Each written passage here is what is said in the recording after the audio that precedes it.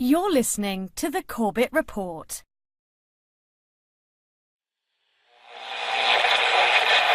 High oil prices helped ExxonMobil boost its profits to nearly $11 billion in the latest quarter. Shell is the latest oil company to report a big rise in profits thanks to higher oil prices. The ability of speculators to profit is surely dwarfed by the ability of oil-producing nations to profit from a higher price of oil. Maybe the easiest way for these guys to make the money, manipulate oil back above $50, even $60. Oil. From farm to pharmaceutical, diesel truck to dinner plate, pipeline to plastic product, it is impossible to think of an area of our modern-day lives that is not affected by the petrochemical industry. The story of oil is the story of the modern world. Parts of that story are well known. Rockefeller and Standard Oil, the internal combustion engine and the transformation of global transport, the House of Saud and the oil wars in the Middle East. Other parts are more obscure. The quest for oil in the outbreak of World War I, the petrochemical interests behind modern medicine, the big oil money behind the Green Revolution and the Gene Revolution. But that story, properly told, begins somewhere unexpected. Not in Pennsylvania with the first commercial drilling operation in the first oil boom, but in the rural backwoods of early 19th century New York State. And it doesn't start with crude oil or its derivatives, but a different product altogether. Snake oil. Dr. Bill Livingston, celebrated cancer specialist, was the very image of the traveling snake oil salesman. He was neither a doctor nor a cancer specialist. His real name was not even Livingston. More to the point, the rock oil tonic he pawned was a useless mixture of laxative and petroleum, and had no effect whatsoever on the cancer of the poor townsfolk he conned into buying it. He lived the life of a vagabond, always on the run from the last group of people he had fooled, engaged in ever more outrageous deceptions to make sure that the past wouldn't catch up with him. He abandoned his first wife and their 6 children to start a bigamous marriage in Canada at the same time as he fathered 2 more children by a third woman. He adopted the name Livingston after he was indicted for raping a girl in Cayuga in 1849. When he wasn't running away from them or disappearing for years at a time, he would teach his children the tricks of his treacherous trade. He once bragged of his parenting technique. "I cheat my boys every chance I get. I want to make 'em sharp." A towering man of over 6 feet and with natural good looks that he used to his advantage, he went by Big Bill. Others, less generously, called him Devil Bill. But his real name was William Avery Rockefeller, and it was his son, John D. Rockefeller, who would go on to found the Standard Oil monopoly and become the world's first billionaire. The world we live in today is the world created in Devil Bill's image. It's a world founded on treachery, deceit, and the naivety of a public that has never wised up to the parlor tricks that the Rockefellers and their ilk have been using to shape the world for the past century and a half. This is the story of the oligarchy.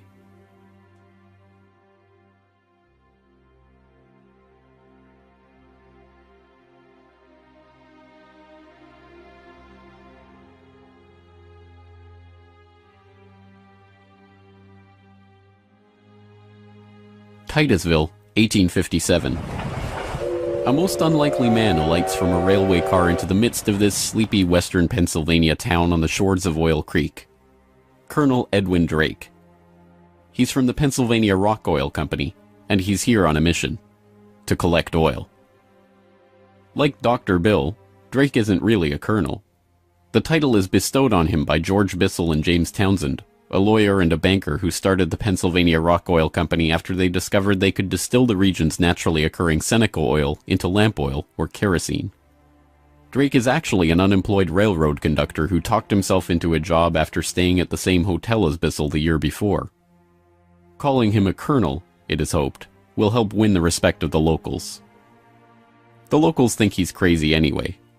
Seneca oil is indeed plentiful, bubbling out of seeps and collecting in the creek, but other than as a cure-all medicine or grease for the local sawmill's machinery, it's hardly seen as something valuable. In fact, it can be a downright nuisance, contaminating brine wells that supply Pittsburgh's booming salt industry. Still, Drake has a task to complete, finding a way to collect enough oil to make the distillation of Seneca oil into lamp oil profitable. He tries everything he can think of. The Native Americans had historically collected the oil by damming the creek near a seep and skimming the oil off the top. But Drake can only collect 6 to 10 gallons of oil a day this way, even when he opens up extra seeps. He tries digging a shaft, but the groundwater floods in too quickly. By the summer of 1859, he's desperate. Drake is running out of ideas, Bissell and Townsend are running out of patience, and, most importantly, the company is running out of funds. He turns to Uncle Billy Smith, a Pittsburgh blacksmith who had experience drilling brine wells with steam-powered equipment. They get to work drilling down through the shale bedrock to reach the oil. It's maddeningly slow work, with the crude equipment struggling to get through 3 feet of bedrock a day. By August 27th, they've drilled down 69.5 feet. Drake has used the last of his funds, and Bissell and his partners have decided to close up the operation. On August 28th, they strike oil.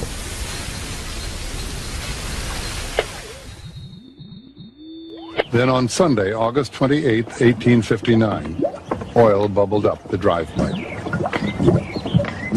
Uncle Billy and his son Sam bailed out several buckets of oil.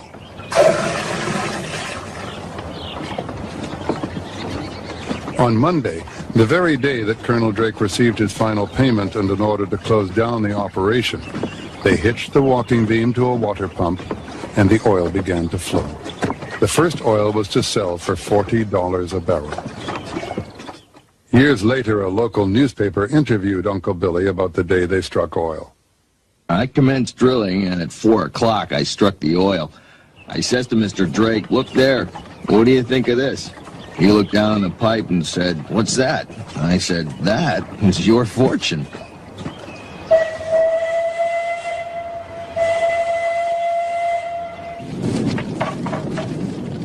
Drake's well proved that by drilling for it, oil could be found in abundance and produced cheaply. Overnight, a whole new industry was born.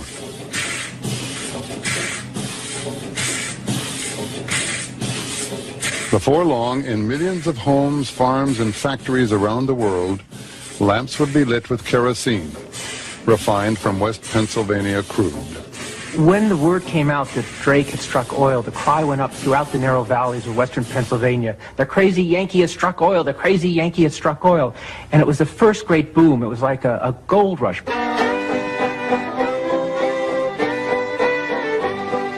Down in Pennsylvania, there is plenty oil, they say. Petroleum, petroleum, we must all have some. Overnight, the quiet farming backwoods of rural Pennsylvania was transformed into a bustling oil region, with prospectors leasing up flats, towns springing up from nowhere, and a forest of percussion rigs covering the land. The first oil boom had arrived. Already poised to make the most of this boom was a young up-and-coming bookkeeper in Cleveland with a head for numbers, John Davison Rockefeller. He had 2 ambitions in life, to make $100,000 and to live to be 100 years old. John D. set off to make his fortune in the late 1850s, armed with a $1,000 loan from his father, Devil Bill. Grandfather never finished high school and went to Cleveland, having borrowed $1,000 from his father to start business, paid 9% interest on it, incidentally. And he read about the oil business just beginning and got interested and came to realize that it was a very volatile business at the time. In 1863, seeing the oil boom and sensing the profits to be made in the fledgling business, Rockefeller formed a partnership with fellow businessmen Maurice B. Clark and Samuel Andrews, a chemist who had built an oil refinery but knew little about the business of getting his product to market. 2 years later, the shrewd John D. bought out his partners for $72,500 and, with Andrews as partner, launched Rockefeller and Andrews. By 1870, after 5 years of strategic partnerships and mergers, Rockefeller had incorporated Standard Oil. The story of the rise of Standard Oil is an oft-told one. In a move that would transform the American economy, Rockefeller set out to replace a world of independent oilmen with a giant company controlled by him. In 1870, begging bankers for more loans, he formed Standard Oil of Ohio. The next year, he quietly put what he called our plan, his campaign to dominate the volatile oil industry, into devastating effect. Rockefeller knew that the refiner with the lowest transportation cost could bring rivals to their knees. He entered into a secret alliance with the railroads called the South Improvement Company. In exchange for large, regular shipments, Rockefeller and his allies secured transport rates far lower than those of their bewildered competitors. By 1879, when Rockefeller is 40, he controls 90% of the oil refining in the world. Within a few years, he will control 90% of the marketing of oil and a third of all of the oil wells. So this very young man controls what is not only a national but an international monopoly in a commodity that is about to become the most important strategic commodity in the world economy. By the 1880s, the American oil industry was the Standard Oil Company, and Standard Oil was John D. Rockefeller. But it wasn't long until a handful of similarly ambitious and well-connected families began to emulate the Standard Oil success story in other parts of the globe. One such competitor emerged from the Caucasus in the 1870s, where Imperial Russia had opened up the vast Caspian Sea oil deposits to private development. Two families quickly combined forces to take advantage of the opportunity. The Nobels, led by Ludwig Nobel and including his dynamite-inventing, prize-creating brother Alfred, and the French branch of the infamous Rothschild banking dynasty, led by Alphonse Rothschild.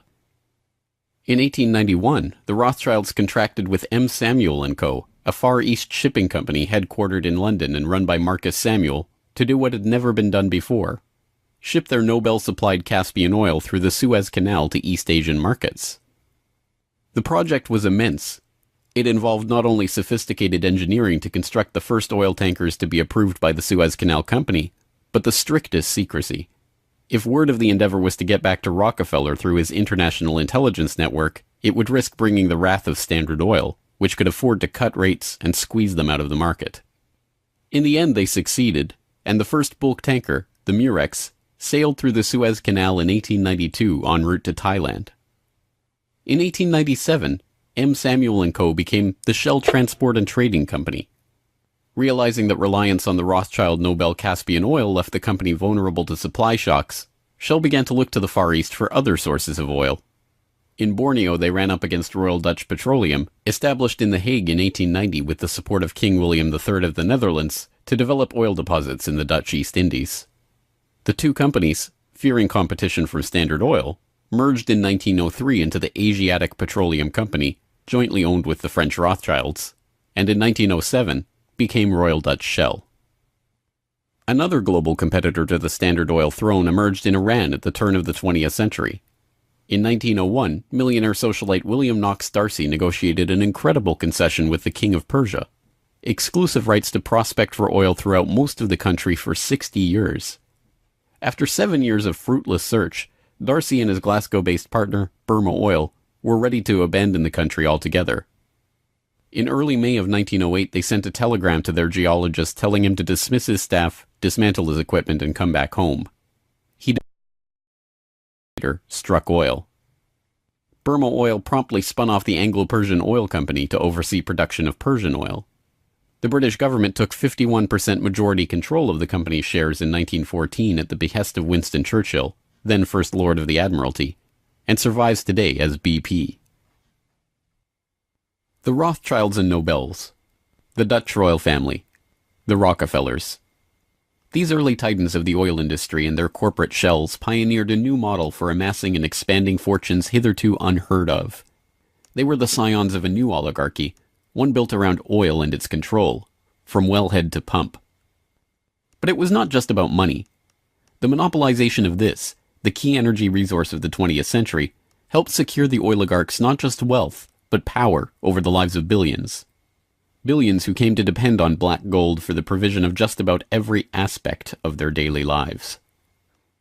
In the late 19th century, however, it was by no means certain that oil would become the key resource of the 20th century. As cheap illumination from the newly commercialized light bulb began to destroy the market for lamp oil, The oligarchs were on the verge of losing the value from their monopoly. But a series of lucky strikes was about to catapult their fortunes even further. The very next year after the commercial introduction of the light bulb, another invention came along to save the oil industry. German engineer Carl Benz patented a reliable two-stroke internal combustion engine. The engine ran on gasoline, another petroleum byproduct, and became the basis for the Benz motor wagon that, in 1888, became the first commercially available automobile in history. And with that stroke of luck, the business that Rockefeller and the other oligarchs had spent decades consolidating was saved.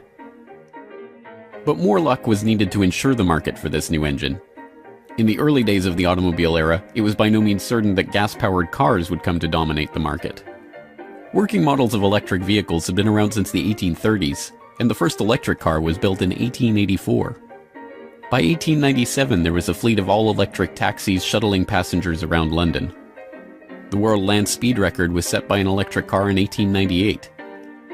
By the dawn of the 20th century, electric cars accounted for 28% of the automobiles in the United States. The electrics had advantages over the internal combustion engine.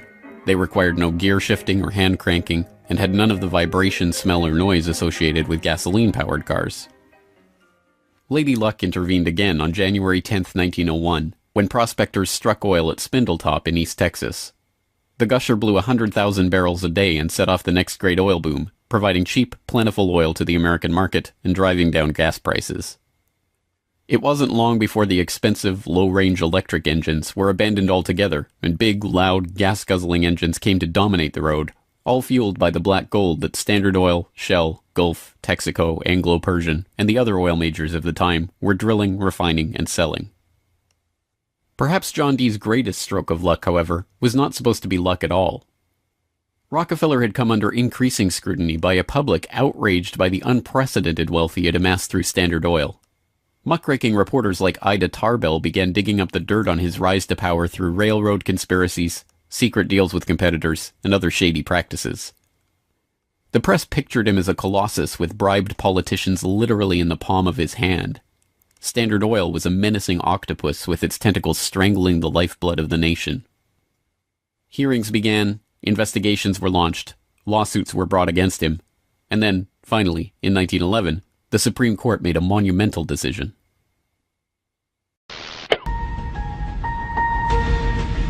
On May 15, 1911, the Supreme Court of the United States declared that Standard Oil was a monopoly in restraint of trade and should be dissolved. Rockefeller heard of the decision while golfing at Kykuit with a priest from the local Catholic Church, Father J.P. Lennon. And Rockefeller reacted with amazing aplomb. He turned to the Catholic priest and said, "Father Lennon, have you some money?" And the priest was very startled by the question and said, "No." And then he said, "Why?" And Rockefeller replied, "Buy Standard Oil." As Rockefeller foresaw, the individual Standard Oil companies were worth more than the single corporation. In the next few years, their shares doubled and tripled in value. By the time the reign of cash was over, Rockefeller had the greatest personal fortune in history, nearly 2% of the American economy. And it was really losing the antitrust case that converted John D. Rockefeller into history's first billionaire. So that Standard Oil was punished in the federal antitrust case, but John D. Rockefeller Sr.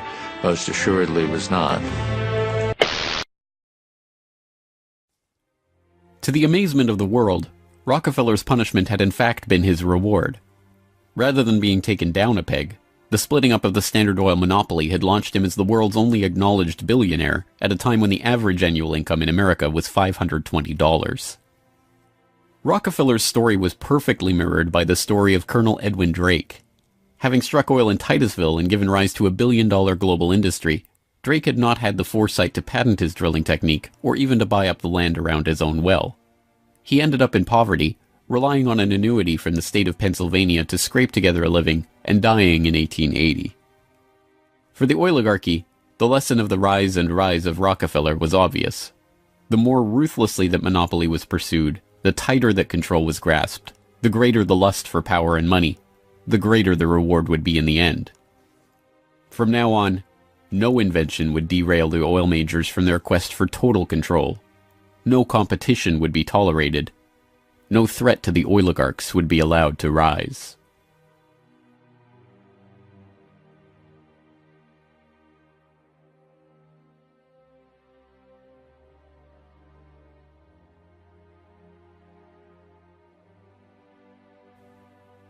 When asked how he could justify the treachery and deceit with which he had pursued the creation of the Standard Oil monopoly, John D. Rockefeller is reputed to have said, "Competition is a sin." This is the mentality of the monopolist, and it is this justification, framed as religious conviction, that drove the oligarchs to so ruthlessly eliminate anyone who would dare rise up as a pretender to their throne. Ironically, it was the competition between the oligarchs in the early 20th century that helped give rise to an early external threat to their empire: alcohol fuel. As historian Lyle Cummins has noted of the period, the oil trust battles between Rockefeller, the Rothschilds, the Nobels, and Marcus Samuel's Shell kept prices in a state of flux, and engines often had to be adaptable to the fuel that was available.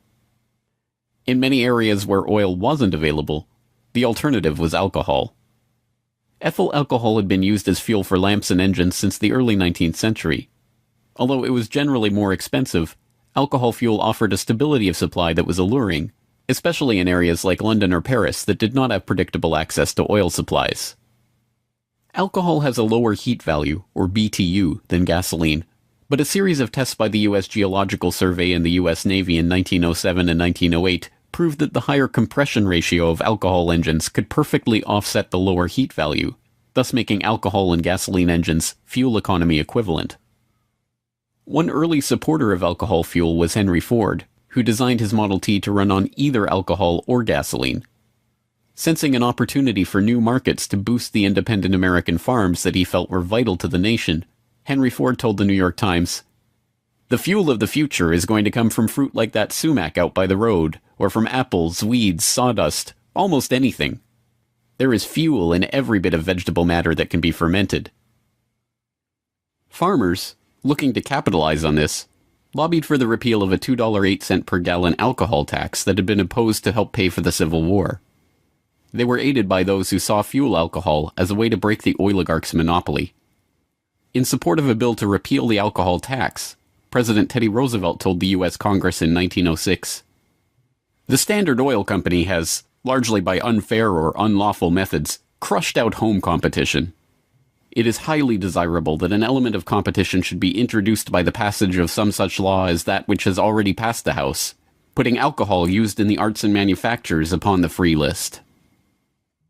The alcohol tax was repealed in 1906, and for a time corn ethanol at 14 cents a gallon was cheaper than gasoline at 22 cents a gallon. The promise of cheap, unpatentable, unmonopolizable fuel production open to anyone with raw vegetable matter and a still, swept the nation. But cheap, plentiful fuel that can be grown and produced locally and independently is not what the oligarchs had in mind.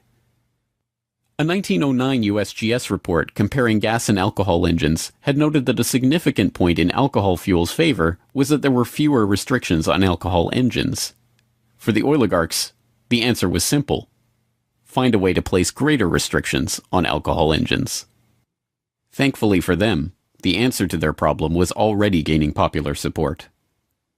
In the 19th century, America had a drinking problem. By 1830, the average American over 15 years old drank 7 gallons of pure alcohol per year, 3 times higher than today's average. This led to the first anti-alcohol movements in the 1830s and 1840s, and the formation of the Prohibition Party in 1869, and the Women's Christian Temperance Union in the 1870s. The movement enjoyed widespread and growing support, but had few political successes. Maine flirted with prohibition by outlawing the sale and manufacture of liquor in 1851, but the ban only lasted 5 years. This changed with the formation of the Anti-Saloon League in Standard Oil's birth state of Ohio in 1893. The ASL was started by John D. Rockefeller's longtime personal friend Howard Hyde Russell, and was bankrolled in part by generous annual donations from Rockefeller himself. The ASL, with Rockefeller's backing, quickly became the driving force behind a national movement to outlaw the production and sale of alcohol. Rockefeller was a teetotaler himself, not from moral concern, but because he was afraid that good cheer among friends would lead to his downfall in business. Stephen Harkness, one of the silent partner investors in Standard Oil and a director in the company until his death, had caught Rockefeller's eye when he made a fortune buying up whiskey in advance of a new excise tax that he had been tipped about and selling it at a huge profit after the tax kicked in. No, Rockefeller and Standard Oil were not concerned about the moral state of the nation, except as far as it impacted their bottom line. But when Prohibition did come in 1920, it had an interesting side effect.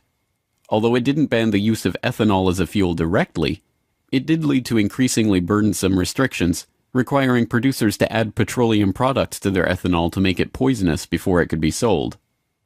Alcohol fuel, now completely unable to compete with gasoline, was abandoned altogether by the automobile industry. Another existential threat to the vast fortunes of the early oligarchs was to require an even greater effort at social engineering: public transportation. By the end of World War I, private car ownership was still a relative rarity. Only 1 in 10 Americans owned a car. Rail was still the transportation of choice for the vast majority of the public, and city dwellers in most major cities relied on electric trolley networks to transport them around town. In 1936, General Motors formed a front company, National City Lines, along with Firestone Tire and Standard Oil of California, to implement a process of bustitution, scrapping streetcars and tearing up railways to replace them with GM's own buses running on Standard Oil-supplied diesel. The plan was remarkably successful. As historian and researcher F. William Engdahl notes in Myths, Lies, and Oil Wars, by the end of the 1940s, GM had bought and scrapped over 100 municipal electric transit systems in 45 cities and put gas-burning GM buses on the streets in their place. By 1955, almost 90% of the electric streetcar lines in the United States had been ripped out or otherwise eliminated. The cartel had been careful to hide their involvement in National City Lines, but it was revealed to the public in 1946 by an enterprising retired naval lieutenant commander, Edwin J. Quimby. He wrote a manifesto exposing what he called a careful, deliberately planned campaign to swindle you out of your most important and valuable public utilities, your electric railway system. He uncovered the oligarchs' stock ownership of National City Lines and its subsidiaries, and detailed how they had step-by-step bought up and destroyed the public transportation lines in Baltimore, Los Angeles, St. Louis, and other major urban centers. Quimby's warning caught the attention of federal prosecutors, and in 1947, National City Lines was indicted for conspiring to form a transportation monopoly and conspiring to monopolize sales of buses and supplies. In 1949, GM, Firestone, Standard Oil of California, and their officers and corporate associates were convicted on the second count of conspiracy. The punishment for buying up and dismantling America's public transportation infrastructure? A $5,000 fine. H.C. Grossman, who had been the director of Pacific City Lines when it oversaw the scrapping of Los Angeles' $100 million Pacific Electric system, was fined exactly $1. Unsurprisingly, GM and its associates did not remain in the doghouse for long. In 1953, President Eisenhower appointed Charles Wilson, then the president of General Motors, as Secretary of Defense. Wilson, with Francis DuPont of the Rockefeller-connected DuPont family as chief administrator of federal highways, oversaw one of the largest public works projects in American history, the creation of the interstate highway system. With a war-era excise tax on train tickets still in place, and federally funded highways and airports providing cheaper alternatives, rail travel declined a startling 84% between 1945 and 1964. This social engineering paid off well for Standard Oil and its growing list of petrochemical associates. In the 2.5 decades after the outbreak of World War II, vehicle production in Detroit almost tripled, from 4.5 million cars a year in 1940 to over 11 million in 1965. As a result, sales of refined gasoline over the same period rose 300%. But Rockefeller was not the only oligarch working to crush all opposition to his monopoly. Across the pond, the European oligarchs were working to protect their own oil investments from upstart competitors. In 1889, a consortium of German investors led by Siemens Deutsche Bank obtained a concession from the Turkish government for extension of a railway line connecting Berlin to Basra on the Persian Gulf via Baghdad in what was then part of the Ottoman Empire. The Berlin-Baghdad railway concession was for 99 years and came with mineral rights for 20 kilometers on either side of the line. An especially lucrative deal since the rail cut right through the heart of the still untapped Mesopotamian oil region south of Mosul along the Tigris River. For the powers behind the British Empire, concerned with the military rise of Germany, this deal was unacceptable. Well, Germany, in the end of the 19th century, was looking for outlets for its exports, its industrial exports, as the German economy was growing like China is growing in the last 30 years. And they decided that Turkey would be an ideal strategic trade partner for Germany. And Georg von Siemens, one of the directors of Deutsche Bank, came up with a strategy to extend a railway from Berlin all the way down to Baghdad, which was then part of the Ottoman Empire, Baghdad in Iraq today, near the Persian Gulf. And German military began training the Turkish military. The German industry began investing in Turkey. They saw a huge potential market to begin bringing Turkey into the 20th century economically. Well, Deutsche Bank also negotiated mineral rights. I think it was 20 kilometers on either side of the railway. And it was already known in 1914 that Mosul and these other areas contained huge petroleum deposits. Well, why is that significant? At the end of the century, 19th century, Jack Fisher, the Lord of the Admiralty and the head of the Royal Navy, advocated the conversion of the British Navy from coal-fired to oil-fired, that it would have a qualitative strategic improvement in their every aspect of warship design. And since Britain didn't know that they had any oil back then, they went to Persia and swindled the Shah at that time out of oil rights in Persia. They went to Kuwait and backed a coup d'etat of the Al-Sabah family to be a British pawn. And they literally wrote a contract with him that nothing that Kuwait does with the outside world will be done without approval of the British governor. And Kuwait was known to have oil and lying right on the Persian Gulf. Well, the British looked at this railway plan of the Germans going right down to Baghdad and said, my God, you can put soldiers on rail cars and bring them down and threaten the oil lifeline of the British Navy. This is a strategic move by the Germans. It also would make Germany independent of the British control of the seas. The British oligarchs, including the British Crown with its hidden controlling stake in Anglo-Persian oil and the Rothschilds merchant Marcus Samuel at Royal Dutch Shell, sought to counter this German threat to their commercial and strategic interests. They used Armenian-born, naturalized British citizen Calouste Gulbenkian, the architect of the Royal Dutch Shell merger, in order, as he later recalled, to see British influence get the upper hand in Turkey against the Germans.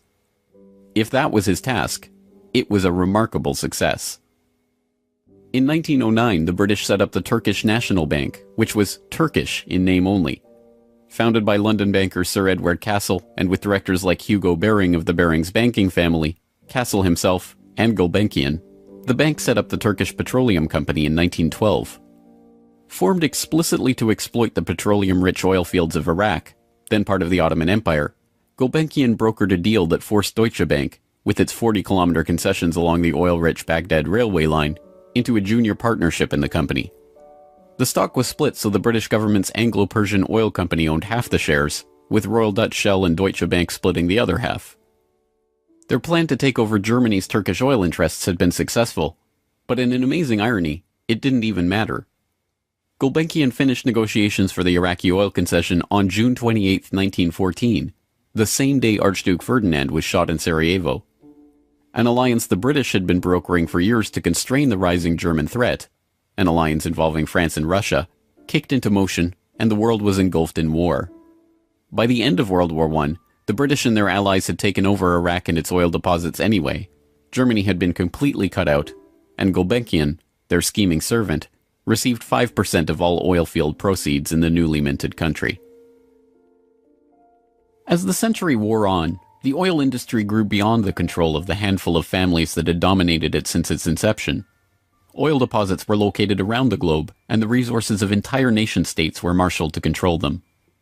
Now, threats to the oligarchs and their interests required multilateral, multinational responses, and the consequences of those deals were felt worldwide.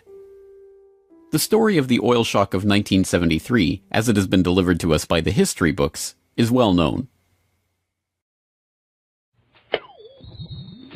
By the late 1960s, the nation relied on imported oil to keep the economy strong. Then, in the early 1970s, oil-dependent America's nightmares came true. 13 oil-producing countries in the Middle East and South America formed OPEC, the Organization of Petroleum Exporting Countries. In 1973, OPEC placed an oil embargo on the U.S. and other nations that had supported Israel against the Arab states in the Yom Kippur War. The American economy went into a tailspin as gas shortages gripped the nation.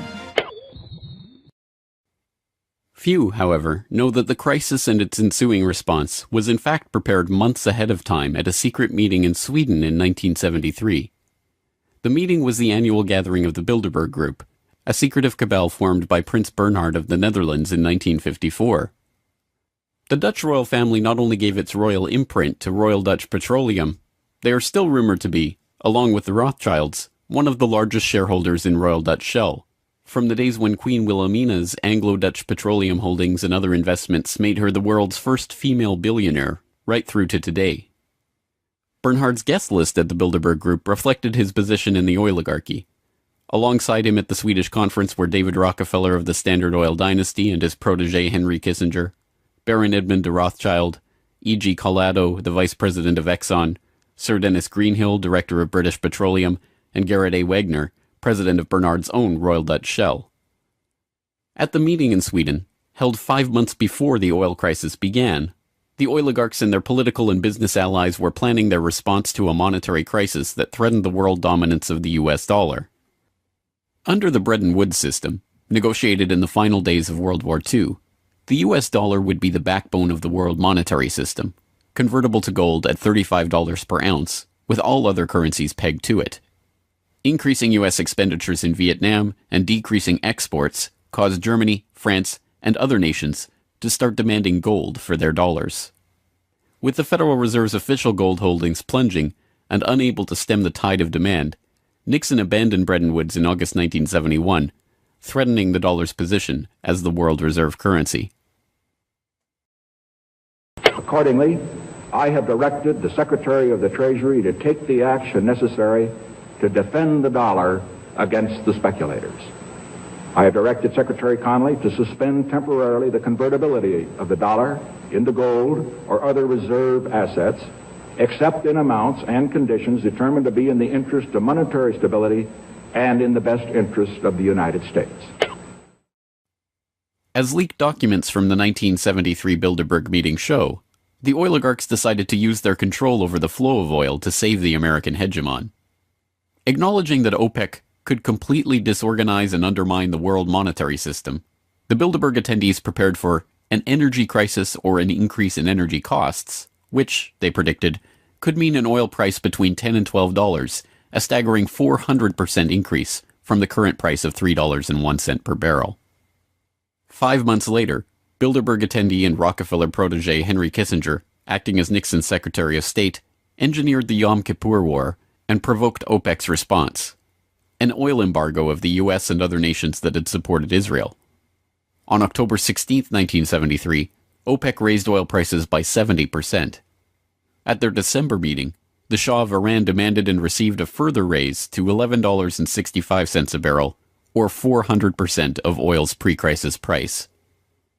When asked by Saudi King Faisal's personal emissary why he had demanded such a bold price increase, he replied, Tell your king, if he wants the answer to this question, he should go to Washington and ask Henry Kissinger. In the second move of the operation, Kissinger helped negotiate a deal with Saudi Arabia.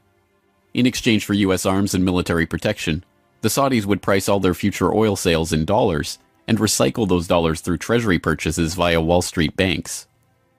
The deal was a bonanza for the oligarchs. Not only did they get to pass the price increases on to the consumers, but they benefited from the huge flows of money into their own banks. The Shah of Iran parked the National Iranian Oil Company's revenues in Rockefeller's own Chase Bank, revenues that reached $14 billion per year in the wake of the oil crisis. With the creation of this new system, the petrodollar, the oligarchs had reached unprecedented levels of control over the economy. Not only that, they had backed the world monetary system with their commodity, oil, and brought potential competition from upstart producer nations under their control all in one step. But for the insatiable appetites of these monopolist titans, mere control over the world's monetary system was not enough.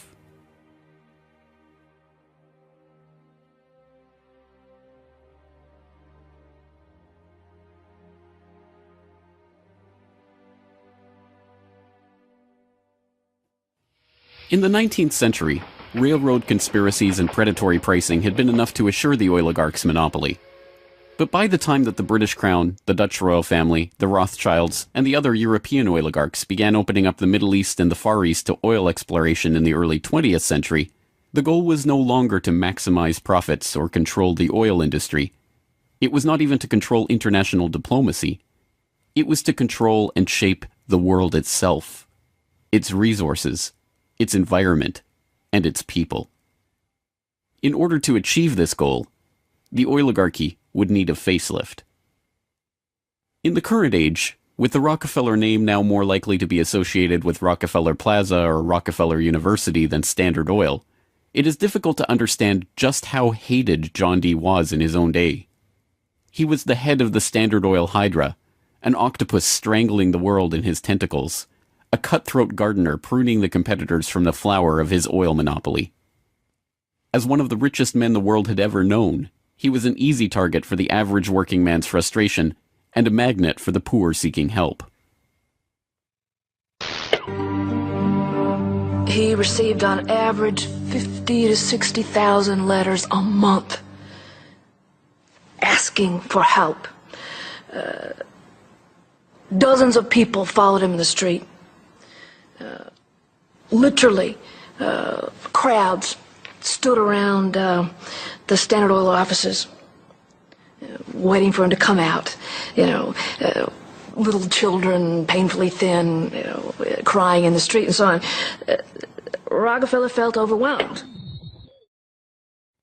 Besieged by the downtrodden, despised by the working man, hounded by Ida Tarbell and the muckraking press, John D. had the mother of all PR problems. The answer was simple: invent the PR industry.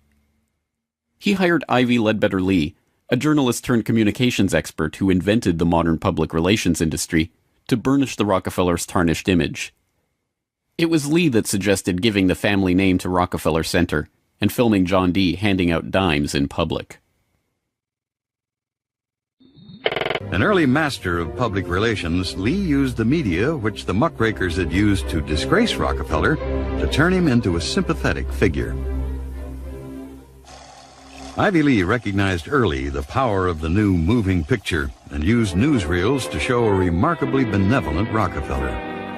I am very grateful to you and to a host of people who are so kind and good to me all the time. Why? Because you're so good to everybody. Yes, you are. As Ivy Lee began to kind of control his public image, he became oddly a kind of American character.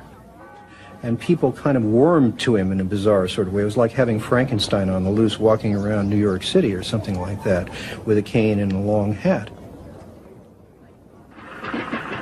Although this plane never takes off, this photo opportunity was presented as Senior's first flight. Perhaps Ivy Lee's most brilliant public relations move was the casting of Rockefeller as the man who gave out dimes. Don't you give a dime, Mr. Rockefeller?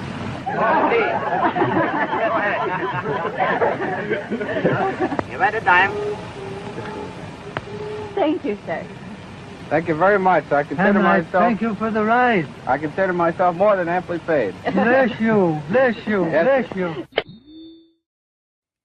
These PR stunts seem obvious and ham-handed by today's standards, but they were effective enough. To this day, people leave dimes on the stone marker at the base of the 70-foot Egyptian obelisk that towers over John Dee's final resting place in Cleveland's Lakeview Cemetery. But it was not stage-managed photo opportunities like these that transformed Rockefeller into a public hero. In order to win the public over, he was going to have to give them what they wanted. And what they wanted wasn't difficult to understand. Money.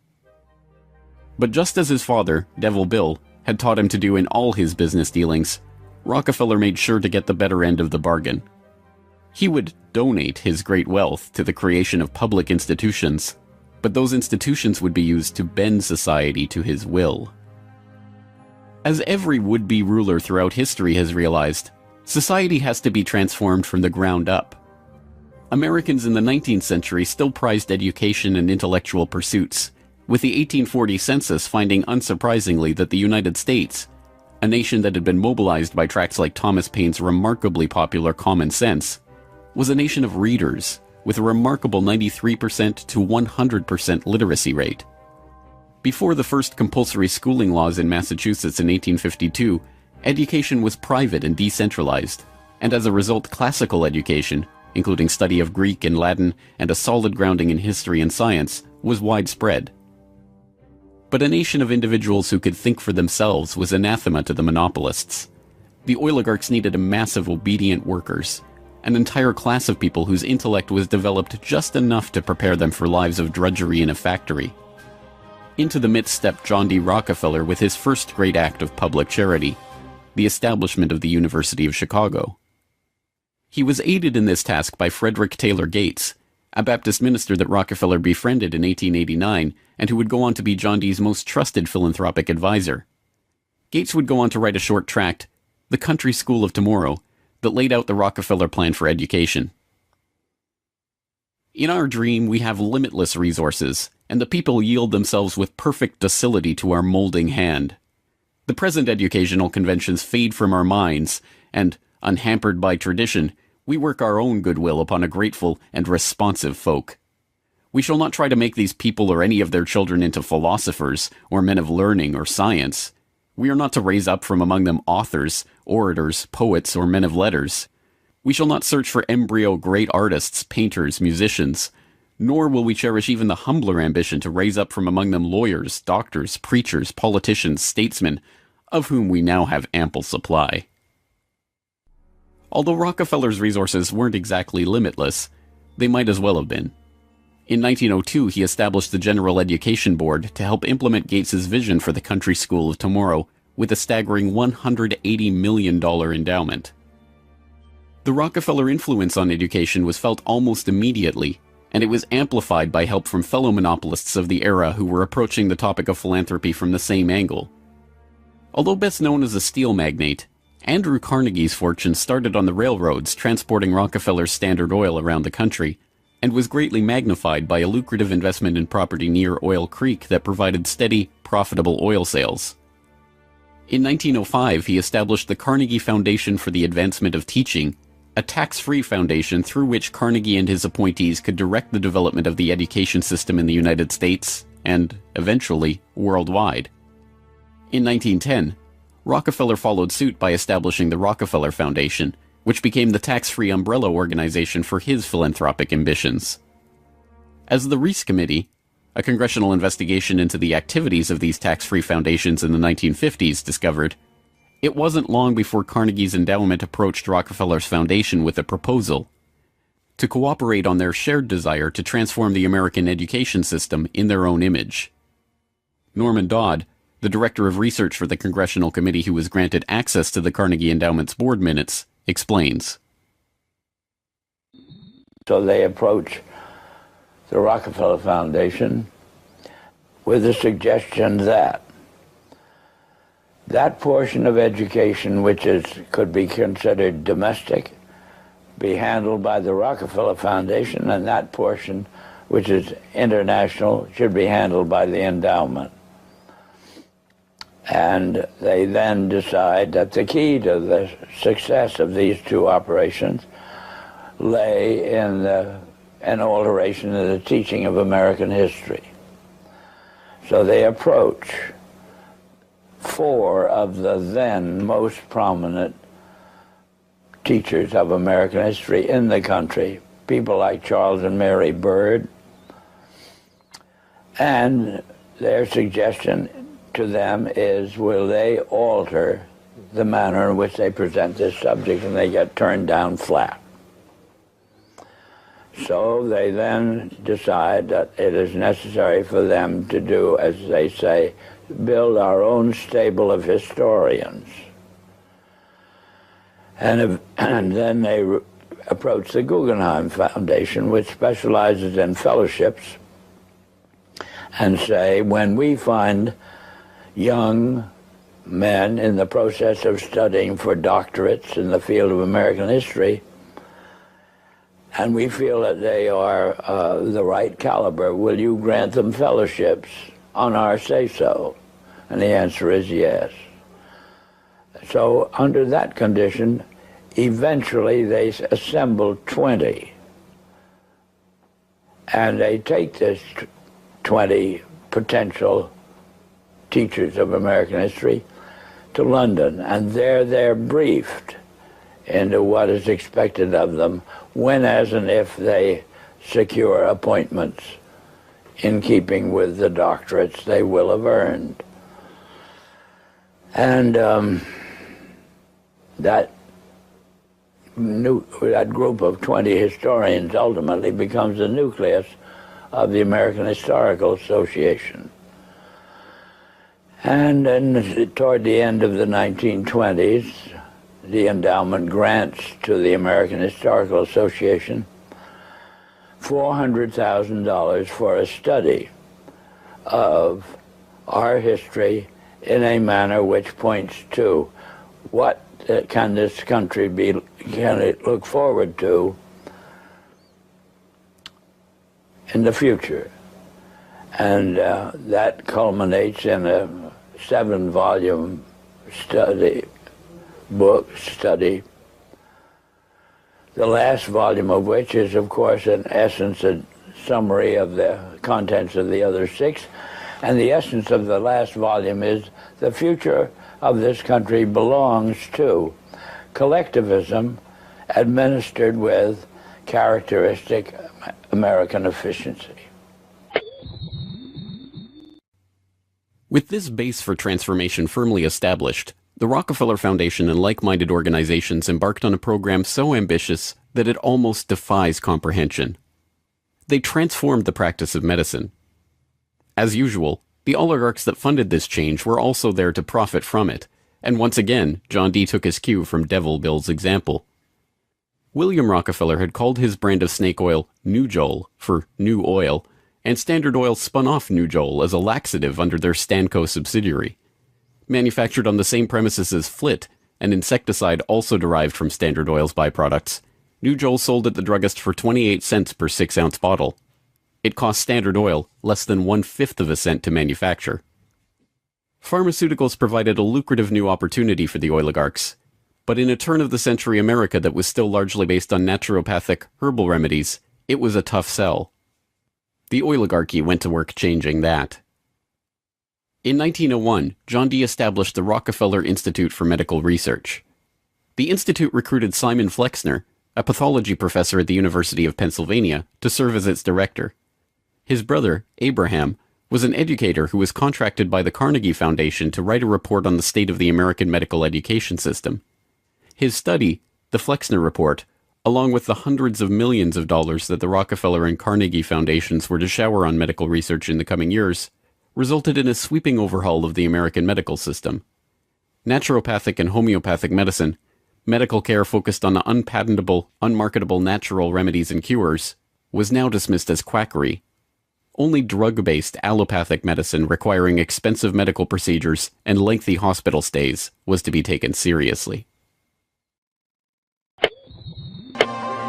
the fortunes of Carnegie, Morgan, and Rockefeller financed surgery, radiation, and synthetic drugs.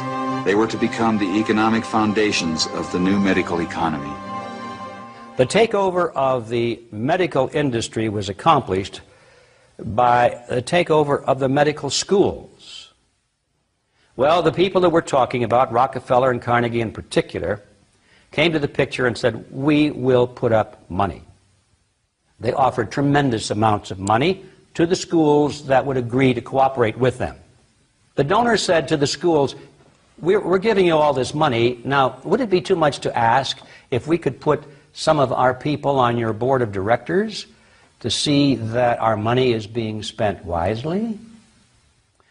Almost overnight, all of the major universities received large grants from these sources and also accepted 1, 2, or 3 of these people that I mentioned on their board of directors, and the schools literally were taken over by the financial interests that put up the money.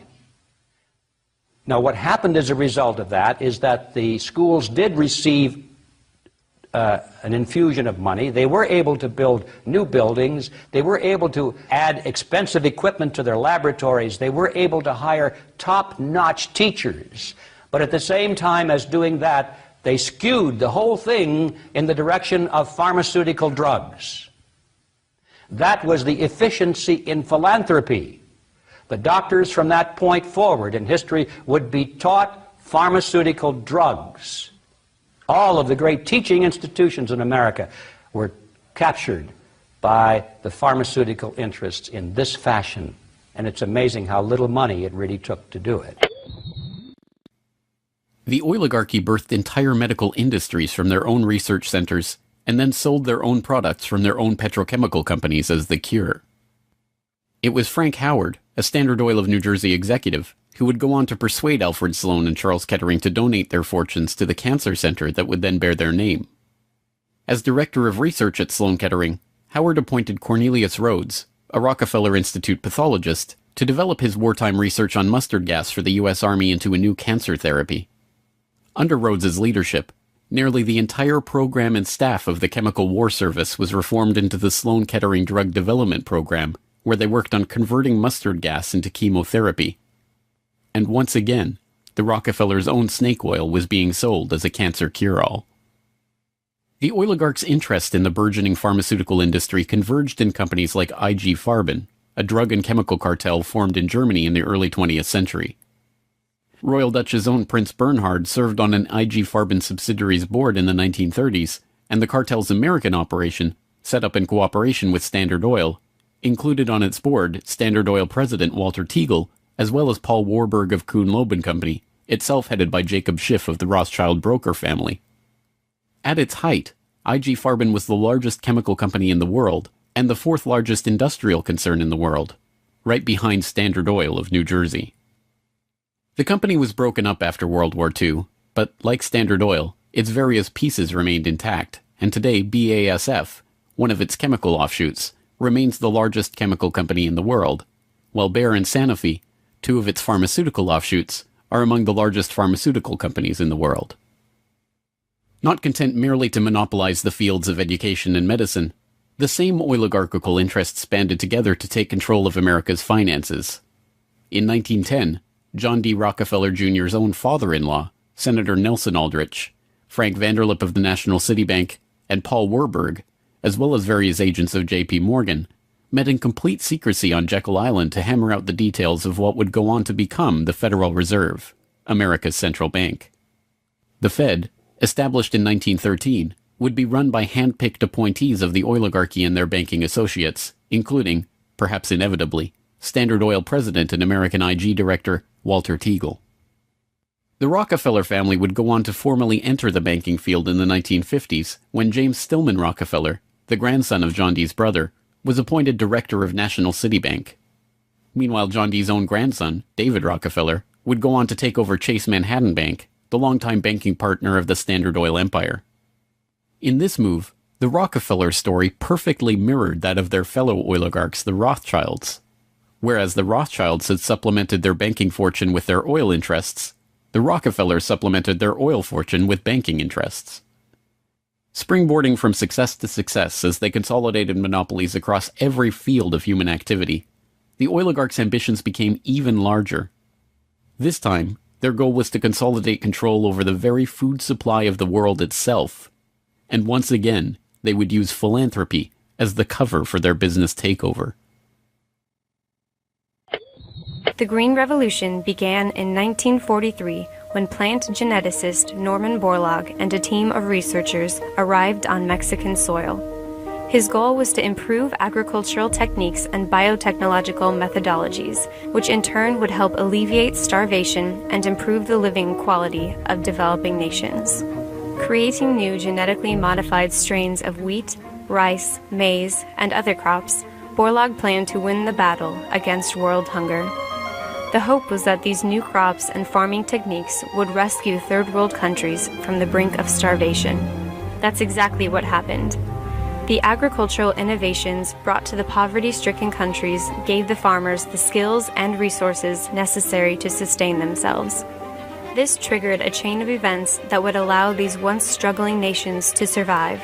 Agricultural exports soared in quantity and diversity and allowed the countries to become self-sufficient. As the genetically modified crops thrived, farmers were able to use their increased income to purchase newer and superior farming machinery. This increase in revenue made farming easier, more reliable, and more efficient. The Green Revolution led to the modernization of agriculture and has had a profound social, economic, and political impact on the world. The Mexican government turned to the Rockefeller Foundation in their endeavor to nourish Mexico through agriculture. Norman Borlaug, needless to say, was a researcher for the Rockefeller Foundation, and the Green Revolution, for whatever increase in yields it brought about, also created markets for the oligarchs' own interest in the petrochemical fertilizer industry and gave rise to the ABCD seed cartel of Archer Daniels Midland, Bunge, Cargill, and Louis Dreyfus.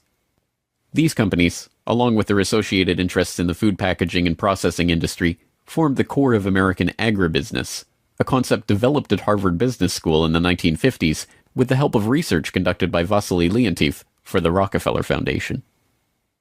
The American agribusiness giants shared a common goal: the transformation of third world agriculture into a captive market for their goods.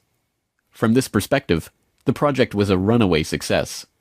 By the 1970s, the Rockefeller Standard Oil network and its cronies in the nitrogen fertilizer industry, including DuPont, Dow Chemical, and Hercules Powder, had broken into markets around the world, markets conveniently forced open for them by the U.S. government itself under President Johnson's Food for Peace program, which mandated the use of petrochemical-dependent agricultural technologies by aid recipients. Unable to afford these new technologies themselves, the impoverished Third World beneficiaries of this revolution relied on loans from the International Monetary Fund and the World Bank, handled by Rockefeller's own Chase Manhattan Bank and guaranteed by the U.S. government. The real costs of the Green Revolution, economic, agricultural, and environmental, are seldom tallied. Access to these debt-financed petrochemical-dependent technologies exacerbated the difference between the rich landowning class and the landless peasants in countries like India, where land reform and abolition of usury were dropped from the political agenda after the Green Revolution took over. Even then, the revolution's main success, its increase in agricultural yields, has been oversold. Yield growth across India actually slowed after the introduction of agribusiness.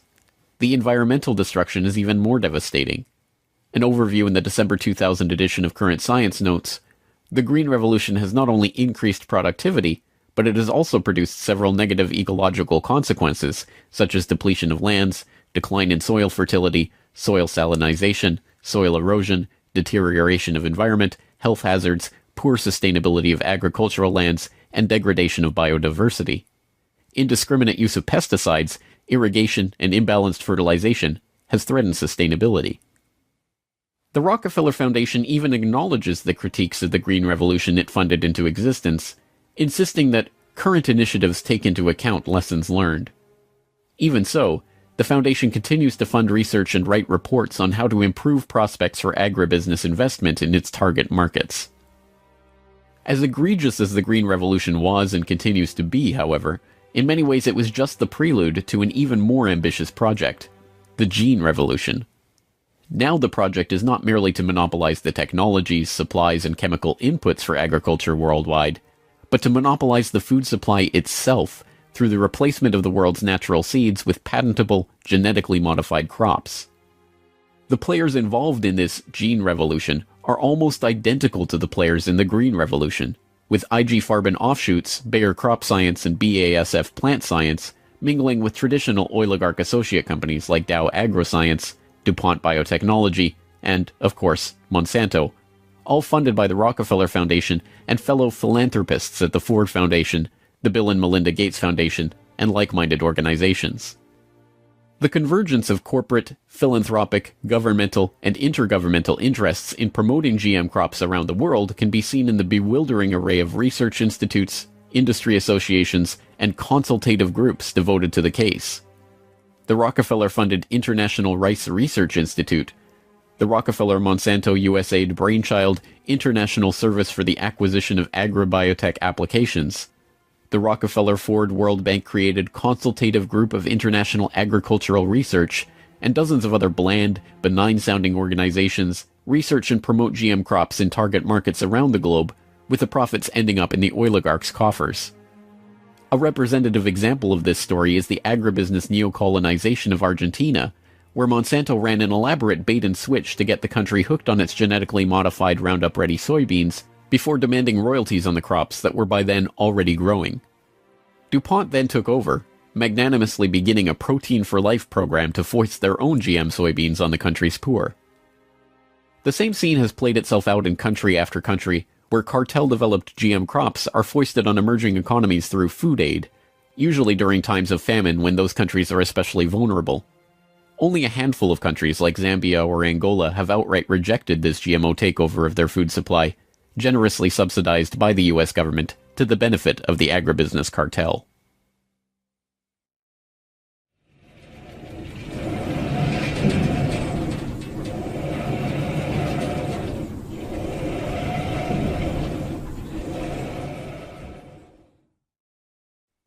From cutthroat pioneers of the early oil industry to Machiavellian social engineers and geopolitical schemers, the oligarchs have come a long way since the days of Devil Bill's snake oil cure-alls. But his use of every form of deception and trickery to swindle the public informed how John D. and the rest of the oligarchs built up their business interests. As the 20th century drew to a close, it was obvious that for the powerful cartel that built the oil industry, the Rockefellers, the Rothschilds, the British and Dutch royal families, it was no longer about oil, if it ever really was. The takeover of education, of medicine, of the monetary system, of the food supply itself, showed that the aim was much greater than a mere oil monopoly. It was the quest to monopolize all aspects of life, to erect the perfect system of control over every aspect of society, every sector from which any threat of competition to their power could emerge. They had been remarkably, almost unbelievably successful. From oil well to gas pump, farm to fork, hospital to pharmaceutical, drill rig to dollar bill, there was almost no aspect of society that was not under their control. But the oligarchs are not done yet. Their next project, launched in the late 20th century, is almost too ambitious to be comprehended. It is not about oil. It is not about money. It is about the monopolization of life itself. They have spent decades preparing the path for this takeover and marshaled their mind-boggling resources in service of the task. And the vast majority of the world's population, still playing the shell game that the oligarchs perfected and abandoned long ago, are about to fall right into their hands, yet again. Ladies and gentlemen, the battle against climate change is surely the most defining and pivotal challenge of our times. Even in a world full of daunting perils and crises, it is hard to imagine anything that poses a greater challenge and opportunity for humanity. The negative impact of population growth on all of our planetary ecosystems is becoming appallingly evident. The science is unequivocally true, and that there is a price to carbon in their future. What What do you see as the biggest challenges in conservation? The growing human population. Because where we are, there's nothing else. We have to start spending money, fast on the solutions that we have in hand to try and help these countries which are already seeing the effects of climate change today and seeing the effects of our consumption, basically. David Rothschild, thank you so much for joining us here on Bloomberg. Down in Pennsylvania, there is plenty oil, they say. Petroleum, petroleum, we must all have some. The oily fever, don't you see, infects most every live Yankee. From north, from east and west they come for petroleum oil. Oil, oil, oil, oh petroleum. Oil, oil, oil, petroleum.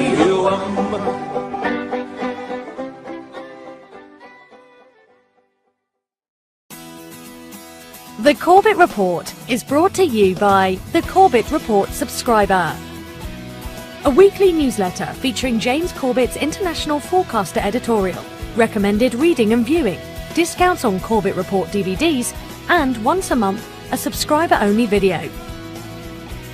Sign up today to start receiving your copy at corbettreport.com/support.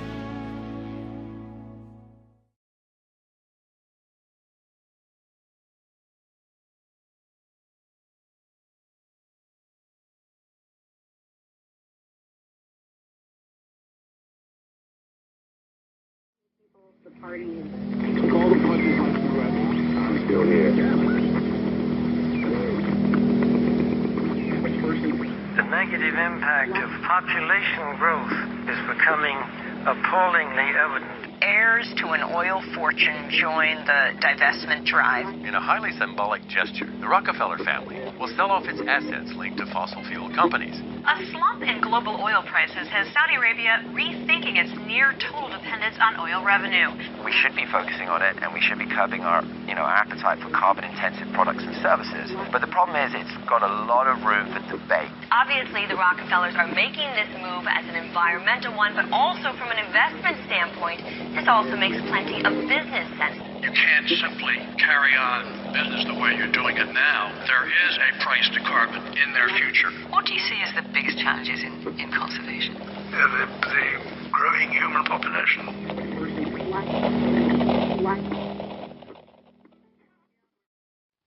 At the dawn of the 20th century, a new international order was emerging, one founded on oil. And by the end of the 20th century, that order was firmly established. Heating, transportation, industrial power, plastic manufacturing, pharmaceuticals. There is no facet of modern life that is not, one way or another, dependent on oil. But the rulers of this oligarchy, the Rockefellers at Standard Oil, the British Royals at BP, the Dutch Royals and the Rothschilds at Royal Dutch Shell, were not content with mere financial domination. The power that came with their near-total monopoly on the world's most important commodity was enormous, and they had no qualms about using that power to remake the world in their image. As we saw in How Big Oil Conquered the World, the impact of the oligarchs has been breathtaking. From the education system to the medical profession, from the Green Revolution to the Gene Revolution, from World War to the Gulf War, oil money has been used to shape every aspect of the world we live in. With the rise of the petrodollar in the 1970s, even the international monetary system itself rests on oil. But now, in the 21st century, it seems that the old order, the oil order, is finally coming to an end. We begin looking at a new milestone in the growing campaign for divestment from the gas, oil, and coal companies that are fueling climate change. May Boovy, executive director of 350.org, made the announcement just before our broadcast today. Today we're announcing that as of today, total divestment commitments have passed the $3.4 trillion mark. That's $3.4 trillion of assets under management, now fossil-free. In the oil and gas sector, we recognize the contribution of our activities and products to greenhouse gas emissions, which is why the OGCI was set up. What began as a movement on US college campuses has reached the skyscrapers of high finance. Globally, nearly 200 institutions and thousands of individuals have moved a total of $50 billion in assets away from fossil fuels. If we take our money, put it into renewables like solar panels, the world could be such a better place. The masses, having identified the oligarchs and their destructive grip on the planet, see big oil waning and have begun to celebrate. To them, the promise of a post-carbon future represents the end of the oligarchy. What many do not realize, however, is that the oil order was never about oil.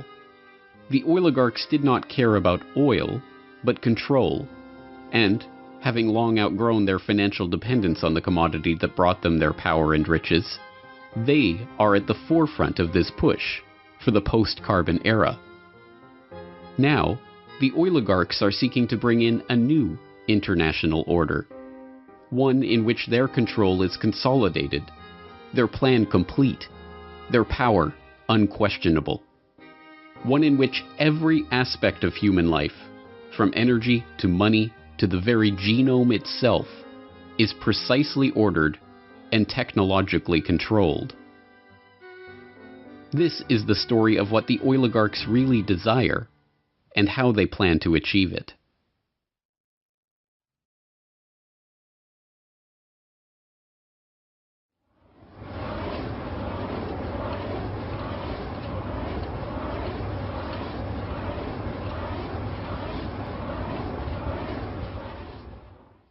Dhaka, 1963. It's a day much like any other in Dhaka.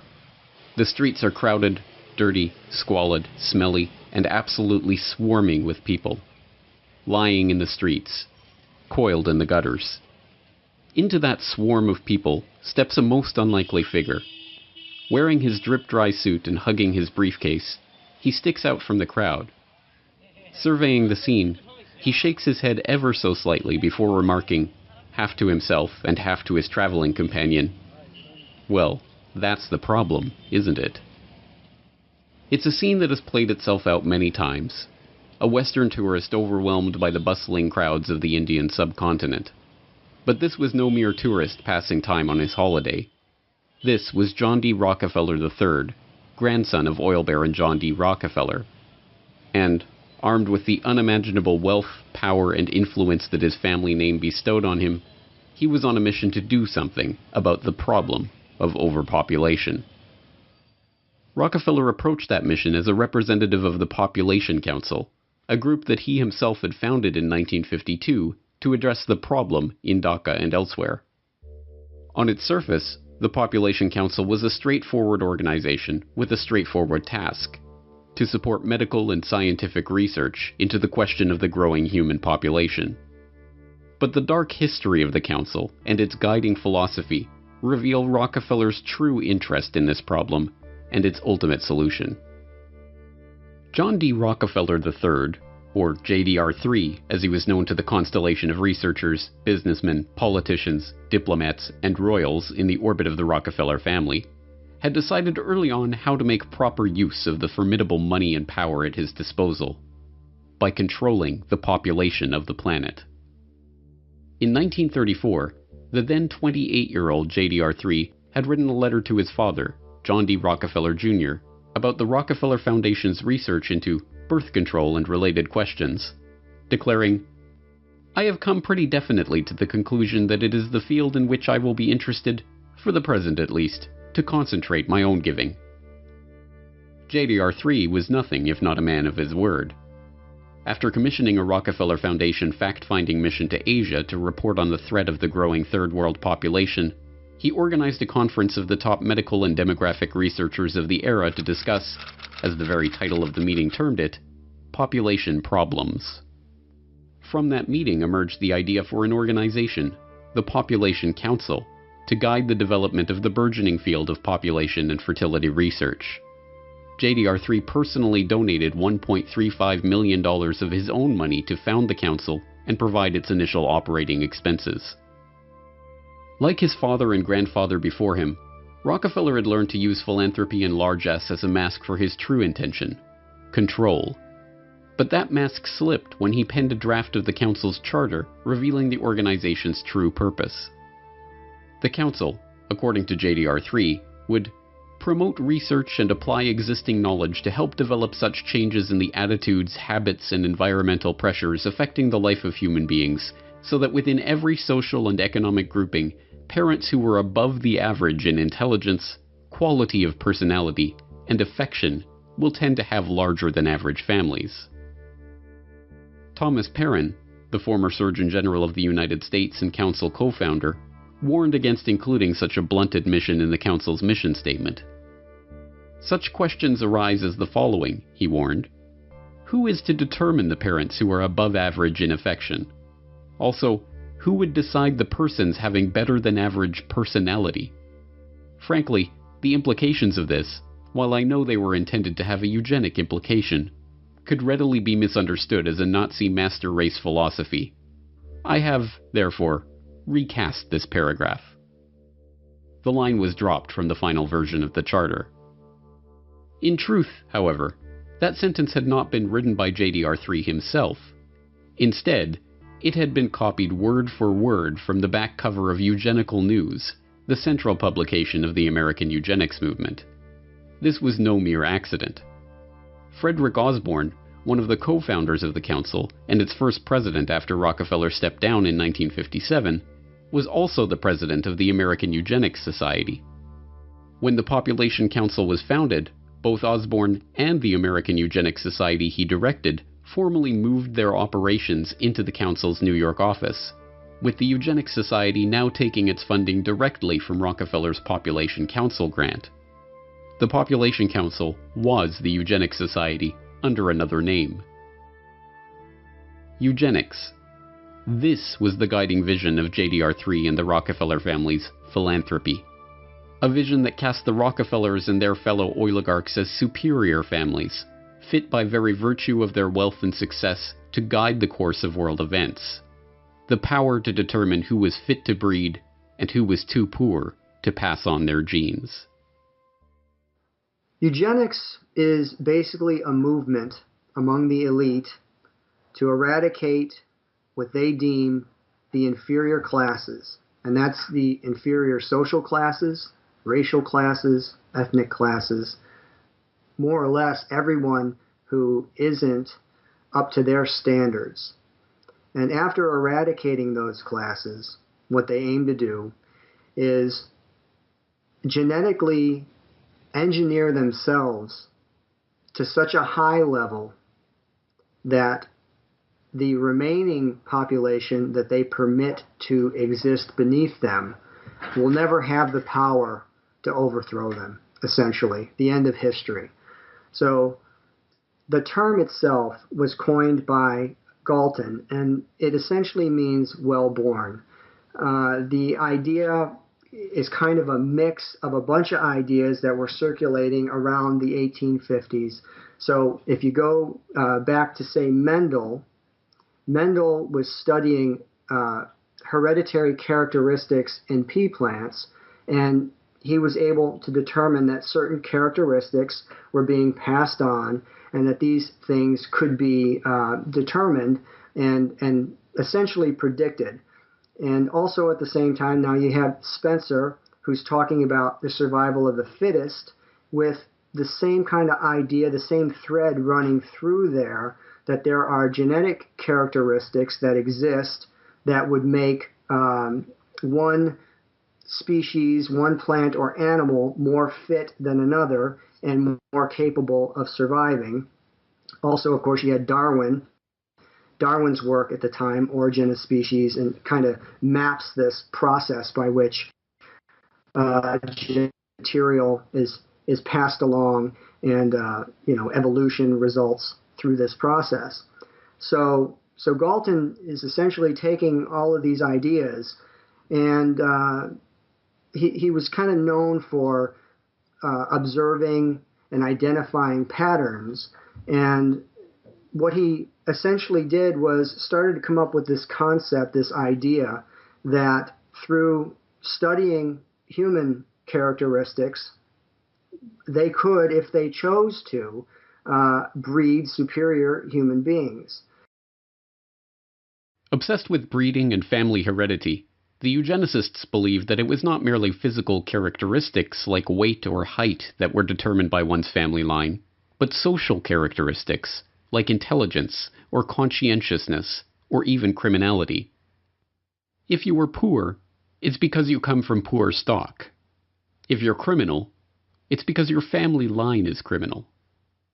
And if you're a Rockefeller or a Rothschild or a royal, you are rich and successful because your family was destined for fortune and success. The pseudo-scientific trappings of this 19th century eugenic philosophy may have been new, but in fact the idea is as old as human civilization itself.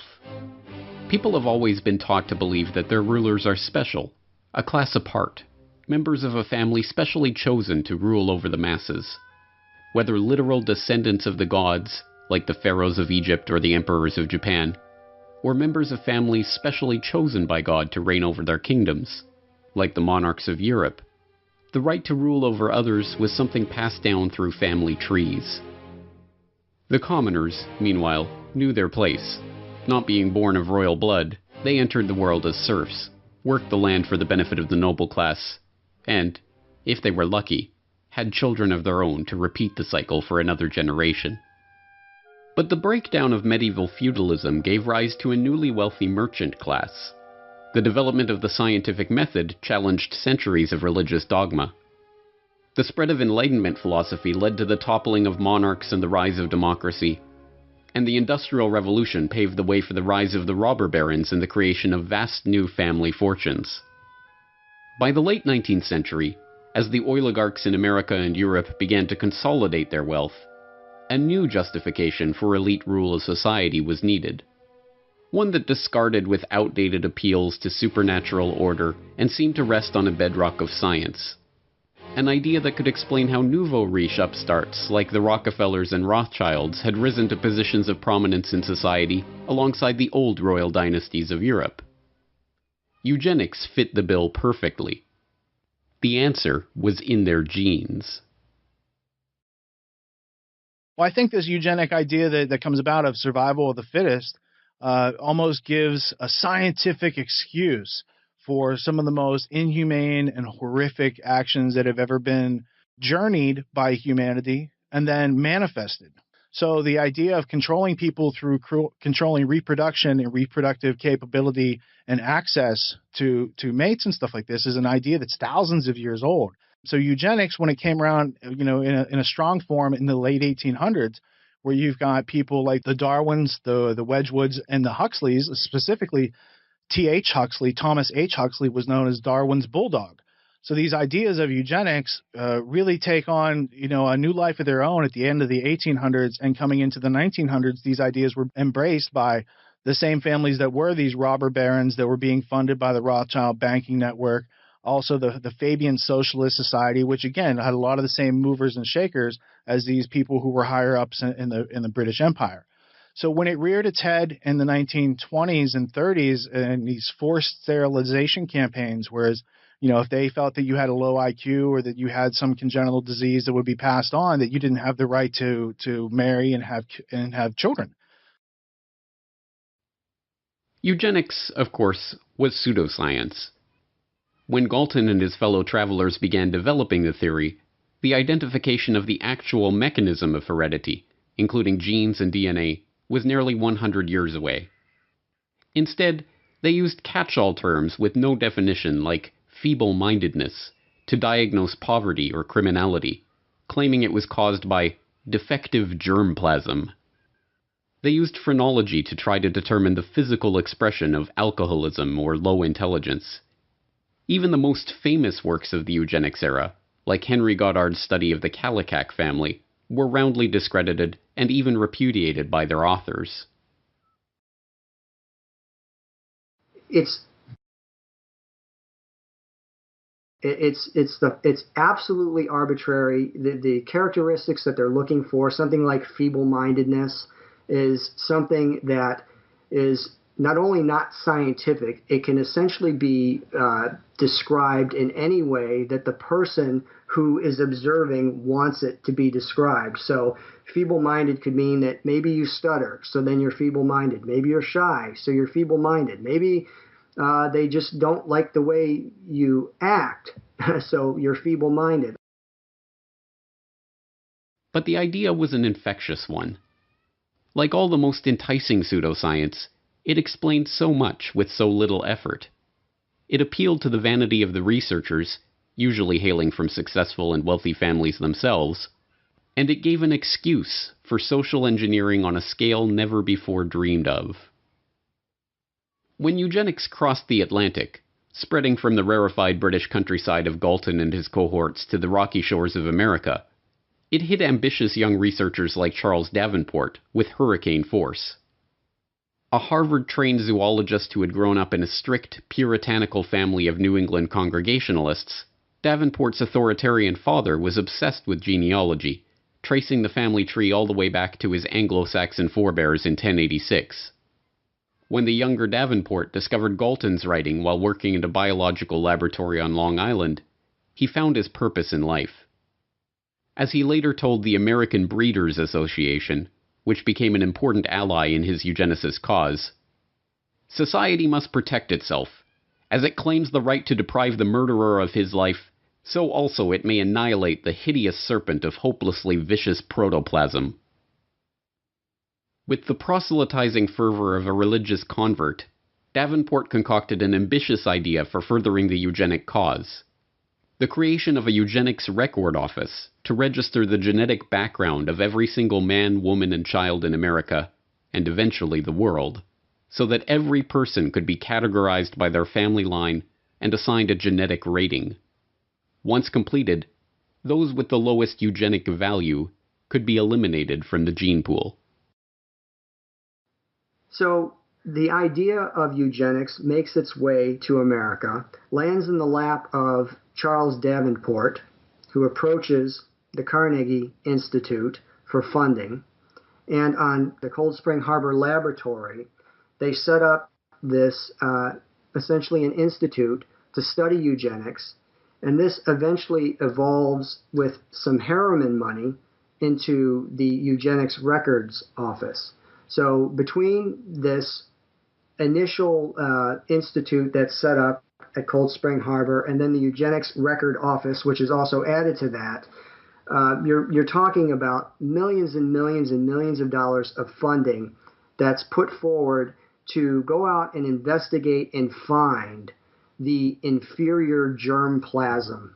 Basically, that's how it's often described.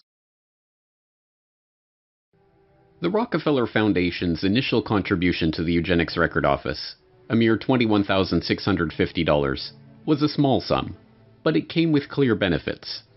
Not only the institutional infrastructure and the personnel of the foundation and the prestige of the Rockefeller name itself, but the promise of increased support as the work advanced. And as always, the Rockefellers were true to their word. Rockefeller Foundation researchers like William Welch, the founding director of the Rockefeller Institute for Medical Research, sat on the ERO's board and helped direct its activities. The Rockefellers also provided funds for specific research, like a $10,000 grant to survey New York's Nassau County for the eugenically unfit. And it created sister organizations like the Bureau of Social Hygiene, which cross-pollinated research and researchers with Davenport's own laboratory. John D. Rockefeller Jr. especially showed an interest in Davenport's work right from the start. They kept up a regular correspondence on a number of eugenics issues. In January 1912, when a plan to institutionalize mentally deficient female convicts to stop them from having children was floated, the young Rockefeller heir wrote to Davenport for his thoughts on the scheme. For his part, Jr. declared that, "This plan seems to me an immensely important one. It points out a scientific way of escape from the evils which our courts are intended to correct, but in reality only increase." After Davenport responded that the plan would only work if it included a eugenical screening of the convicts, Jr. contributed $200,000 to found just such an institute. The Institute of Criminology in New York was administered by Rockefeller's own Bureau of Social Hygiene and staffed by workers trained at the Eugenics Record Office.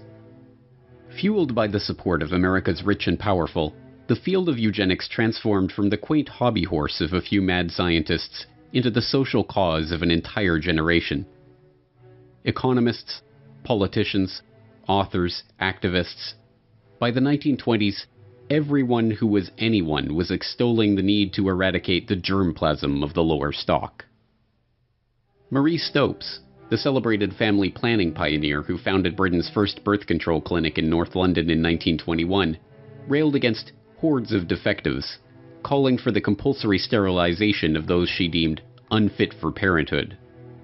Tommy Douglas, now venerated as a hero in Canada for his role in founding the nation's healthcare system, submitted a master's thesis to McMaster University advocating that subnormals, defectives, and morons like those with low IQ or physical abnormalities be isolated on a state farm or in a colony where decisions could be made for them by a competent supervisor, and called on the government to certify mental and physical fitness to stop the unfit from breeding. John Maynard Keynes, the economist who gave us the Keynesian economics school that is still popular among central planners today, was himself president of the British Eugenics Society from 1937 to 1944. Alexander Graham Bell is still revered as the inventor of the telephone, but was in fact an early supporter of Charles Davenport and a founding member of the Eugenic Records Office Board of Scientific Directors. He openly campaigned for the eradication of the deaf race by governments intervening to stop deaf people from marrying. Nobel Prize-winning playwright and author George Bernard Shaw advocated for the creation of a government panel that would require everyone to justify their existence before it.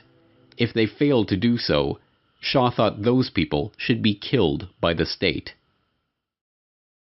Eventually, with foundation funding and promotion, this eugenicist mindset filtered down into the popular culture. The American Eugenics Society sponsored fitter family contests at state fairs, awarding prizes to families scoring the highest on eugenic health tests. The society also sponsored contests to award prizes to clergy who fit the message of eugenics into their sermons.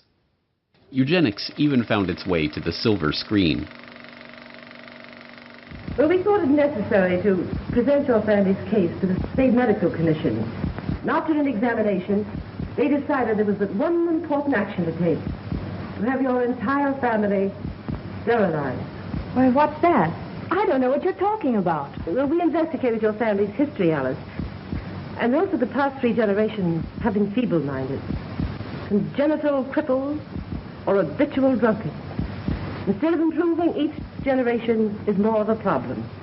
Now, in this state, we have a law which provides for such people to have an operation so there won't be any more children. I see.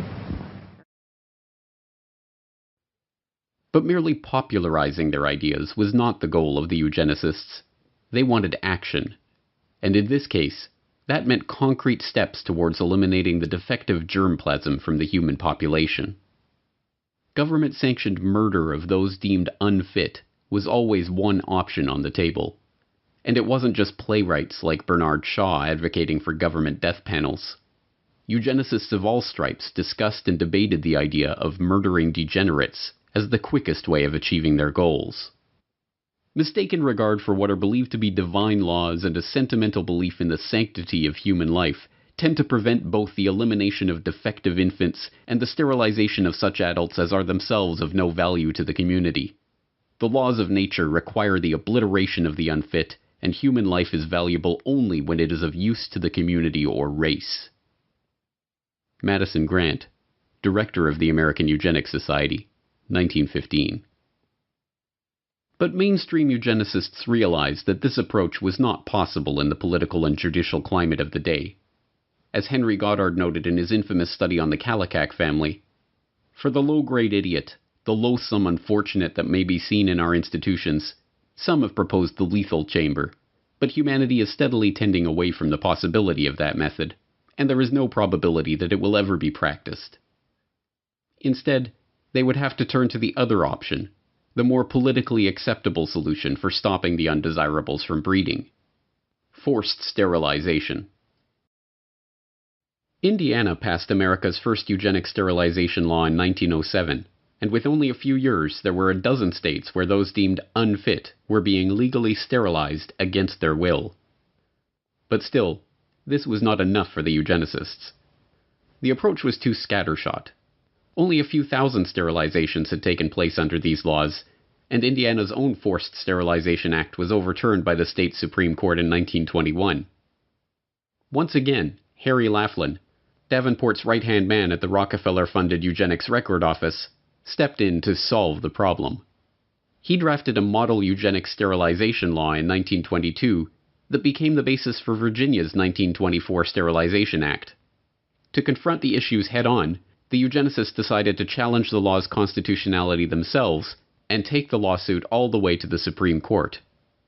All they needed was the right test case to bring to trial. And they found that case in Carrie Buck, an 18-year-old ward of the Virginia State Colony for Epileptics and the Feeble-Minded, who was neither epileptic nor feeble-minded. But start back in the 1920s with Carrie Buck.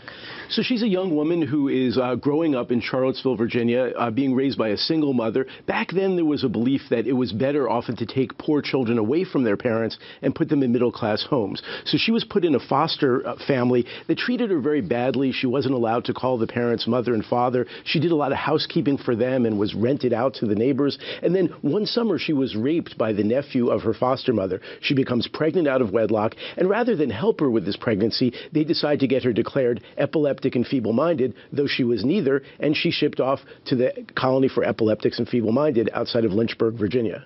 And what happened to her there? So she gets there at just the wrong time. Virginia has just passed a eugenic sterilization law, and they want to test it in the courts. So they seize on Carrie Buck as the perfect plaintiff in this lawsuit. So they decide to make her the first person in Virginia who will be eugenically sterilized, and suddenly she's in the middle of a case that's headed to the U.S. Supreme Court.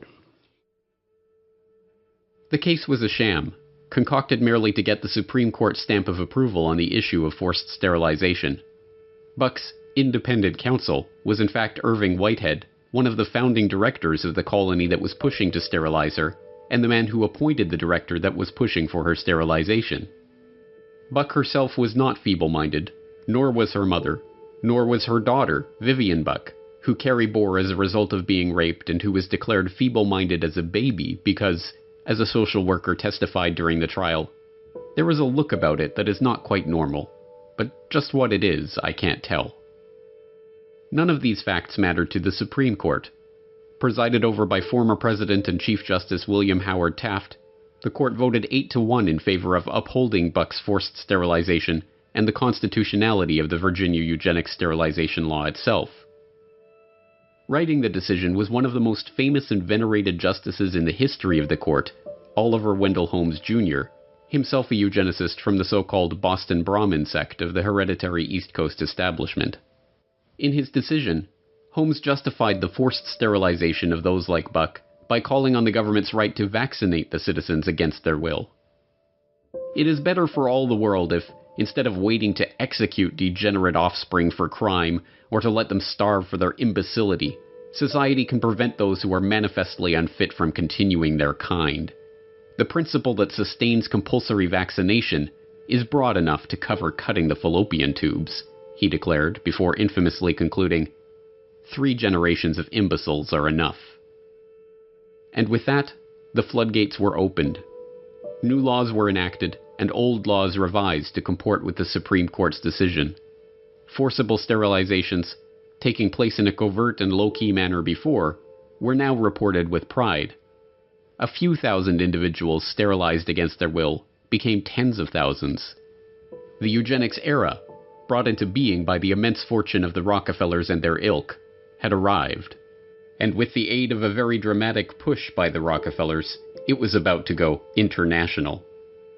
Beginning in November 1922 and increasing throughout the 1920s, the Rockefeller Foundation began a series of grants and fellowships to German scientists. Equivalent to millions of dollars in today's money, these fellowships transformed the German scientific establishment, devastated in the wake of World War I. The foundation's money found its way into the coffers of the Kaiser Wilhelm Institutes, a series of scientific organizations that included an institute for psychiatry and an institute for anthropology, human heredity, and eugenics. One of the main beneficiaries of this Rockefeller largesse was Ernst Rudin, a head researcher at the Kaiser Wilhelm Institute for Psychiatry and a key architect of Germany's eugenics program under the Third Reich.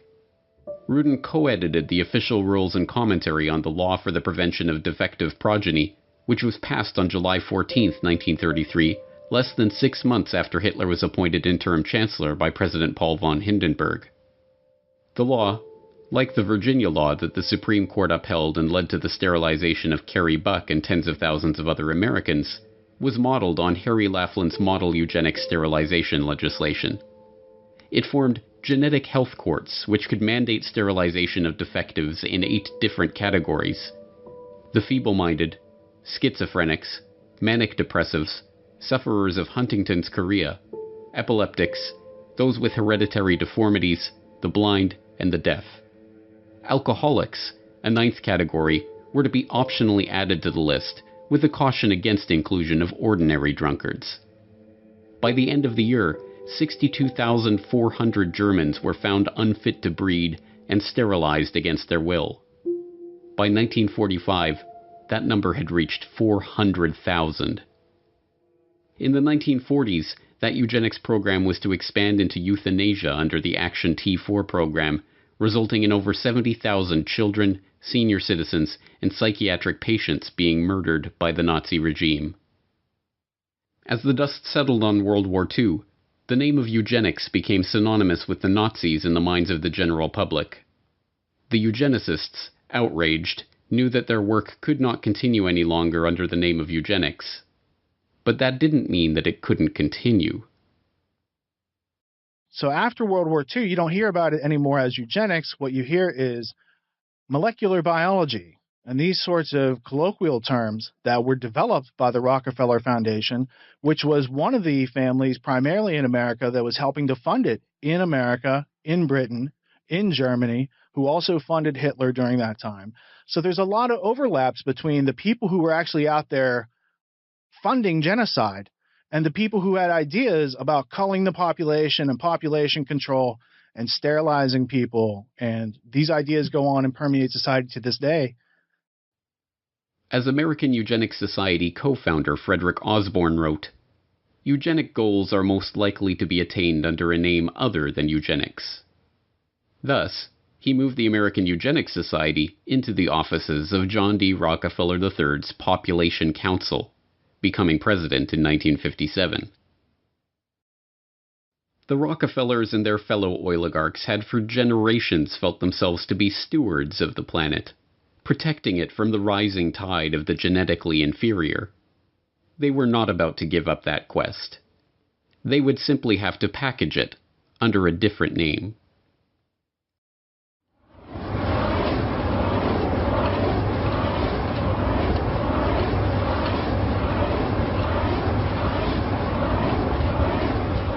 With all the evidence that we've amassed in our preparations for the Stockholm Conference, including the views of many of the world's leading scientists, I am convinced that the prophets of doom have got to be taken seriously. In other words, doomsday is a possibility.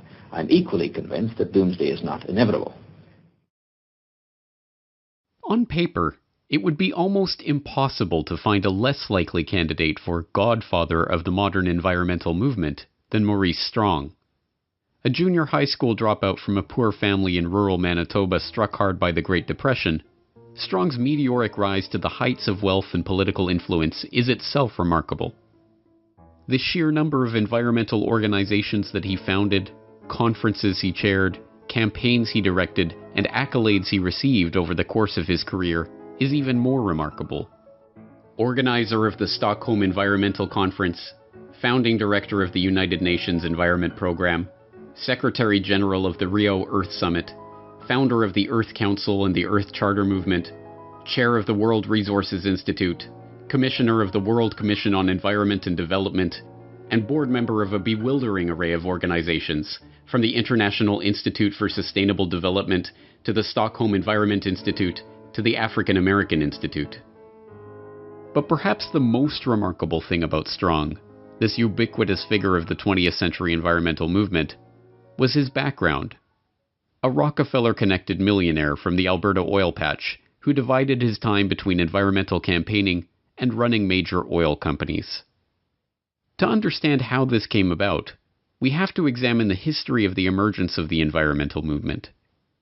In the post-war period, the desire to control the population put on a new mask, protecting the world from resource depletion, pollution, and ecological catastrophe. And, as always, the Rockefeller family was there to provide the funding and organizational support to steer this burgeoning movement toward their own ends. President Nixon and the United States Congress established the Commission on Population Growth and the American Future. The chairman of this unique commission is John D. Rockefeller III. It was a very broad-ranging mandate. Nobody's had one of this character before. And just from that, this question of quality of life just emerged as the seemingly key issue. But the main finding was that stabilization of some kind is clearly desirable for the country. Yes, we said that it is recognized that population cannot continue to grow indefinitely. Nobody questions that. And we said from our findings, we felt that now the nation should welcome and plan for a stabilized population. Well, the whole question of pollution, environment, and population came very much to the fore in amazingly rapid time. And President Nixon, in July 1969, made a statement to the Congress exclusively on this question. And I'd like to read just 2 sentences from that statement, as I think it's indicative of his concern in regard to the subject and his recognition of its importance here and around the world. He said, "One of the most serious challenges to human destiny in the last third of this century will be the growth of the population. Whether man's response to this challenge will be a cause for pride or for despair in the year 2000 will depend very much on what we do today." Joining the Rockefellers in shaping the international environmental movement were their fellow oligarchs across the Atlantic, including the British royals behind BP and the Dutch royals behind Royal Dutch Shell. And facilitating the transition from eugenics to population control to environmentalism was Julian Huxley, brother of Brave New World author Aldous Huxley and grandson of Darwin's bulldog T.H. Huxley. Julian Huxley was a committed eugenicist, chairing the British Eugenics Society from 1959 to 1962. But, like the other eugenicists of the post-war era, he understood the need to pursue the now discredited work of eugenics under a different guise. The founding director of the United Nations Educational, Scientific and Cultural Organization, UNESCO, Huxley wrote in the agency's founding document about the need to find ways to make the cause of eugenics politically viable once again. At the moment, it is probable that the indirect effect of civilization is dysgenic instead of eugenic, and in any case it seems likely that the dead weight of genetic stupidity, physical weakness, mental instability, and disease proneness, which already exist in the human species, will prove too great a burden for real progress to be achieved. Thus, even though it is quite true that any radical eugenic policy will be for many years politically and psychologically impossible, it will be important for UNESCO to see that the eugenic problem is examined with the greatest care, and that the public mind is informed of the issues at stake, so that much that now is unthinkable may at least become thinkable. Huxley found the perfect front for the reintroduction of these unthinkable eugenical ideas in 1948, when he used UNESCO as a springboard for founding the International Union for the Conservation of Nature, and then again in 1961, when he used that agency as a springboard to create the World Wildlife Fund. Joining Huxley as co-founders of the fund were not only Prince Bernhard of the Netherlands, founder of the Bilderberg Group and former employee of the IG Farben conglomerate, and Prince Philip of England, but Godfrey A. Rockefeller of the Rockefeller dynasty. Together, they pledged to harness public opinion and educate the world about the necessity for conservation. Years of education about the strain that the growing human population put on the resources of the Earth, paid for by the very oligarchs who had just spent the past century monopolizing one of the world's key resources, led, inevitably, to a predictable conclusion. Now, for the first time in the history of man, an international movement is underway. The people of the nations and the nations of the world have joined together to find the answers. This building and the world's representatives hold the solution. We have seen what we've done to bring about the destruction of our Earth. Is it not the time now to cure the disease that we ourselves have created?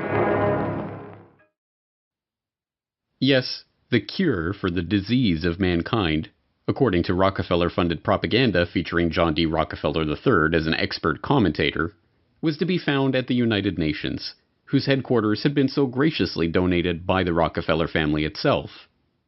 And the first step toward discovering that cure was to organize the UN Conference on the Human Environment in Stockholm in 1972, the world's first international environmental conference.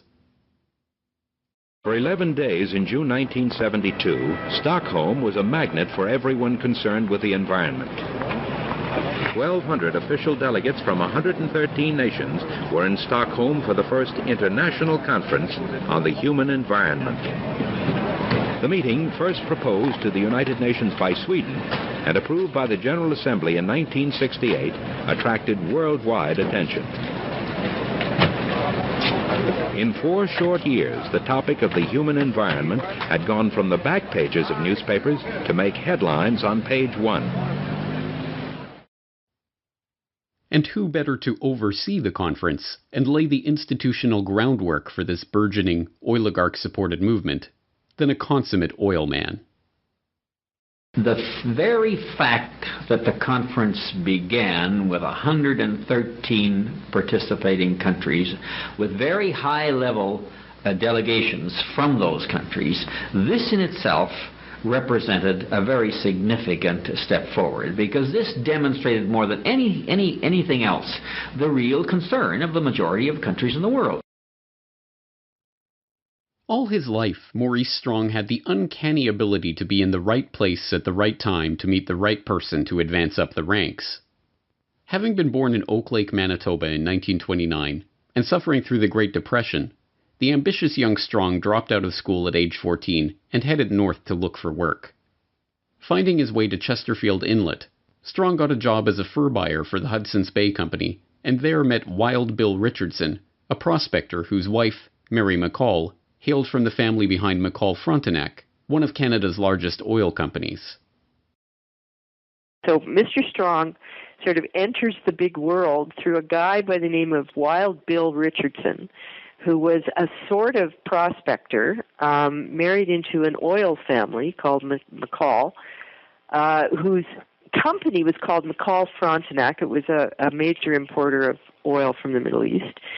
Had been taken over long since by the Texaco company through a brokerage house called Nesbitt Thompson. So in a way, Mr. Strong was introduced to the world of big oil and the world of resources at a very young age, was picked up as a very smart kid, taken under the wing of a man named Paul Martin Sr., who was a cabinet minister and whose son would go on to become the Prime Minister of Canada. And introduced to the oil patch through people at the very top, and that would include David Rockefeller. Through the Richardsons, Strong made a series of increasingly unlikely connections. First, he was introduced to the treasurer of the then brand new United Nations, Noah Monod. Unbelievably, Monod didn't just secure Strong a job as a junior security officer at UN headquarters. He allowed the young Manitoba farm boy to live with him in New York. And while there, Monod introduced Strong to the most important contact of his life, David Rockefeller. From that moment on, Strong was a made man. And from that moment on, wherever Strong went, Rockefeller and his associates were there somewhere in the background. It was a Standard Oil veteran, Jack Gallagher, who gave Strong his big break in the Alberta oil patch when he quit his UN security job to return to Canada. And when Maurice Strong suddenly decided to quit that oil patch job, sell his house, and travel to Africa, he supported himself working for Rockefeller's Caltex in Nairobi. When he quit that job in 1954 and started his own company back in Canada, he hired Henry Bruni, a close friend of Rockefeller associate John J. McCloy, to manage it, and appointed 2 Standard Oil of New Jersey reps to its board. By his late 20s, he was running his own company and was already a millionaire. As he would throughout his life, Maurice Strong capitalized on these connections and opportunities to full effect. After being chosen to organize the UN Environmental Conference in Stockholm, he was appointed a trustee of the Rockefeller Foundation, which then funded his office for the Stockholm Summit and supplied Carnegie Fellow Barbara Ward and Rockefeller ecologist René Dubos for his team. Strong commissioned them to write Only One Earth, a foundational text in the sustainable development arena that is heavily touted by globalists as a key document for promoting the global management of resources. The 1972 Stockholm Summit is still hailed as a landmark moment in the history of the modern environmental movement, leading not only to the first governmentally administered environmental action plans in Europe, but the creation of an entirely new UN bureaucracy, the United Nations Environment Programme, UNEP. Naturally, the UN appointed Maurice Strong as UNEP's first director. Shortly thereafter, Strong continued his double life by jumping straight back into the oil patch. Eastern Canada was hit particularly hard by the OPEC oil embargo, and as a result, then Prime Minister Pierre Trudeau created Petro-Canada, Canada's national oil company. And who did he tap as the company's first president? None other than that crusading Rockefeller-backed environmentalist, Maurice Strong. Leaving that post in 1978, Strong continued with a scarcely believable series of governmental, private sector, and international appointments, from chairman of the Canada Development Investment Corporation to chairman of AZL Resources Incorporated, to leading the UN's famine relief program in Africa. In 1987, Strong helped to organize another environmental conference, much less known but no less remarkable than the Stockholm Summit. Dubbed the Fourth World Wilderness Congress, the meeting took place in Denver, Colorado, and brought together Strong, David Rockefeller, Edmund de Rothschild, then Treasury Secretary James Baker, and a gaggle of other oligarchs, bankers, Washington power players, and globalists, ostensibly to talk about the environment. What they actually discussed was altogether more incredible. I suggest, therefore, that this be solved not through a democratic process. That would take too long and devour far too much of the funds to educate the cannon fodder, unfortunately, which populates the earth. We have to take almost an elitist program that we can see beyond our swollen bellies and look to the future in time frames and in results which are not easily understood or which can be, with intellectual honesty, be reduced down to some kind of simplistic definition.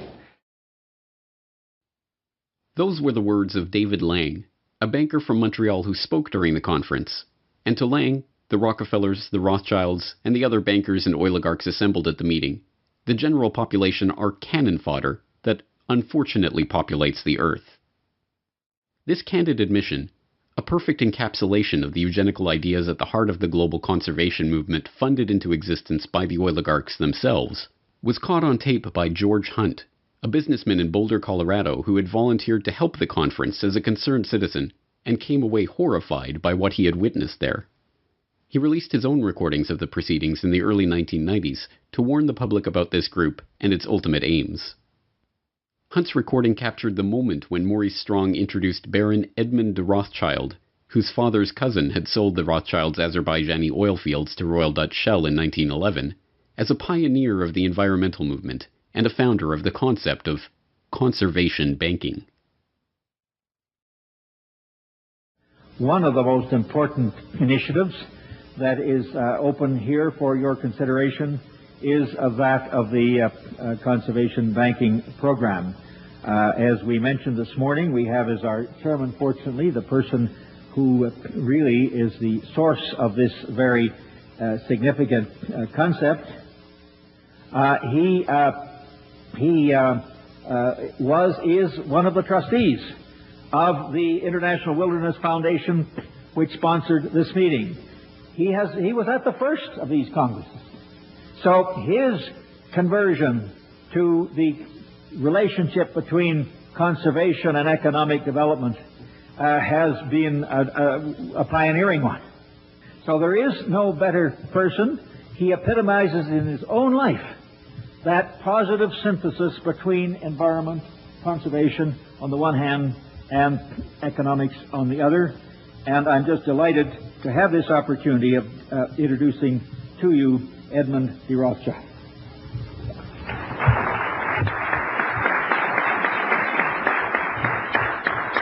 Maurice, thank you very much indeed for all that you've said, and I would ask the audience to take with a slight grain of salt all that he has said about me. The meeting accomplished some important goals for the oligarchs. It led to the creation of wilderness areas, vast expanses of natural terrain from which the public could be largely excluded. These areas were to be designated and overseen by the IUCN, the same body that British Eugenics Society President Julian Huxley used as a springboard to creating the World Wildlife Fund.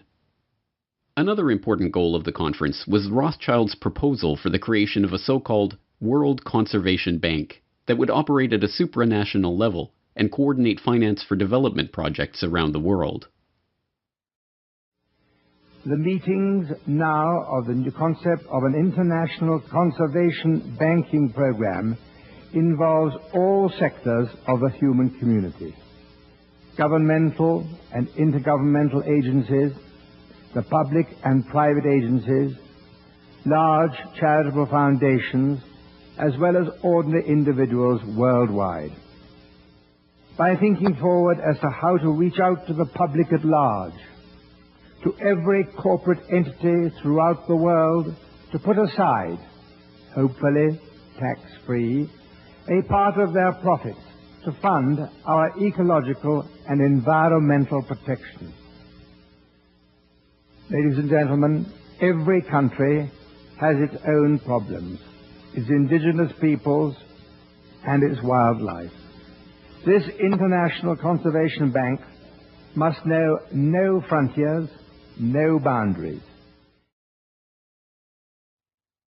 This World Conservation Bank was forwarded and eventually realized at Maurice Strong's next major conference, the one which was to serve as the crowning achievement of his unlikely career as environmental crusader, and which still remains one of the touchstones of the environmental movement, the 1992 Earth Summit in Rio de Janeiro.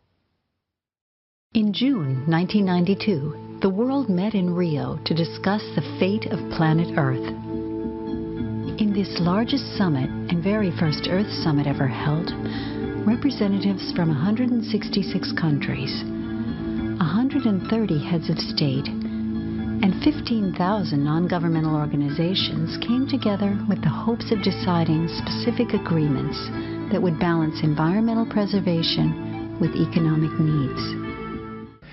And my gratitude to Secretary General Maurice Strong for his tireless work in bringing this Earth Summit together. This is truly an historic gathering. There are those who say that economic growth and environmental protection cannot be compatible. The world is our garden, and together we must cultivate it.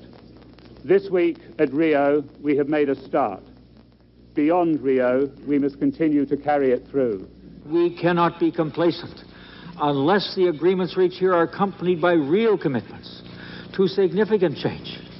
Change, of course, indeed, for the human species. In my view, Your Excellencies, we simply are headed for a moment in the 21st century where the condition of our species may become terminal. As useful as the Fourth World Wilderness Congress had been in advancing the agenda of Maurice Strong and the oligarchs, that was only setting the stage for the Earth Summit in Rio. At the Earth Summit, Edmund de Rothschild got his World Conservation Bank. Dubbed the Global Environment Facility and launched at the summit itself, it serves as the funding mechanism for 5 different UN conventions and provides billions of dollars worth of financing to environmental and development projects around the world. Its 18 implementing partners include the Rockefeller-funded Food and Agricultural Organization, the Huxley-founded International Union for the Conservation of Nature, the Maurice Strong-created United Nations Environment Program, and the Prince Bernhard, Prince Philip, Godfrey Rockefeller-founded World Wildlife Fund. One of the Global Environment Facility's specialties are debt-for-nature swaps, where third-world countries are given debt relief in return for opening their land up for environmental development projects. The projects come with transaction costs of up to 5%, paid to the contractors who manage and direct the investments, not the locals, who, like the Aborigines of Palawan Island, are kicked off their land and effectively wiped off the face of the map. The Earth Summit also gave rise to the United Nations Framework Convention on Climate Change, the body to which the Intergovernmental Panel on Climate Change delivers its reports. Generally thought to be neutral, non-governmental bodies relying only on science and evidence, the UNFCCC and the IPCC are handcuffed by the terms that Strong set out for them to deliver only one conclusion: that humanity is to blame for climate change. When they set up the Intergovernmental Panel on Climate Change, Maurice Strong, who we should talk a lot about, he wrote the terms of reference. And the first term of reference was the definition of climate change. And he limited it deliberately to only human causes of climate change. And, of course, that effectively eliminated all the natural causes, natural variability, which is why you see them not looking at things like the sun and a whole bunch of other issues. And, of course, he then limited it even further in another term of reference that he set it up into 3 working groups. There was the technical group, working group 1, which wrote the science report. And that was 600 of the 2,500 people. The other 1,900 were in working groups 2 and 3. Now, they were inconsequential because they had to accept the findings of working group 1, which were already limited by their terms of reference. So whatever their finding was, working groups 2 and 3 then said, okay, you telling us it's going to warm, we accept that as fact.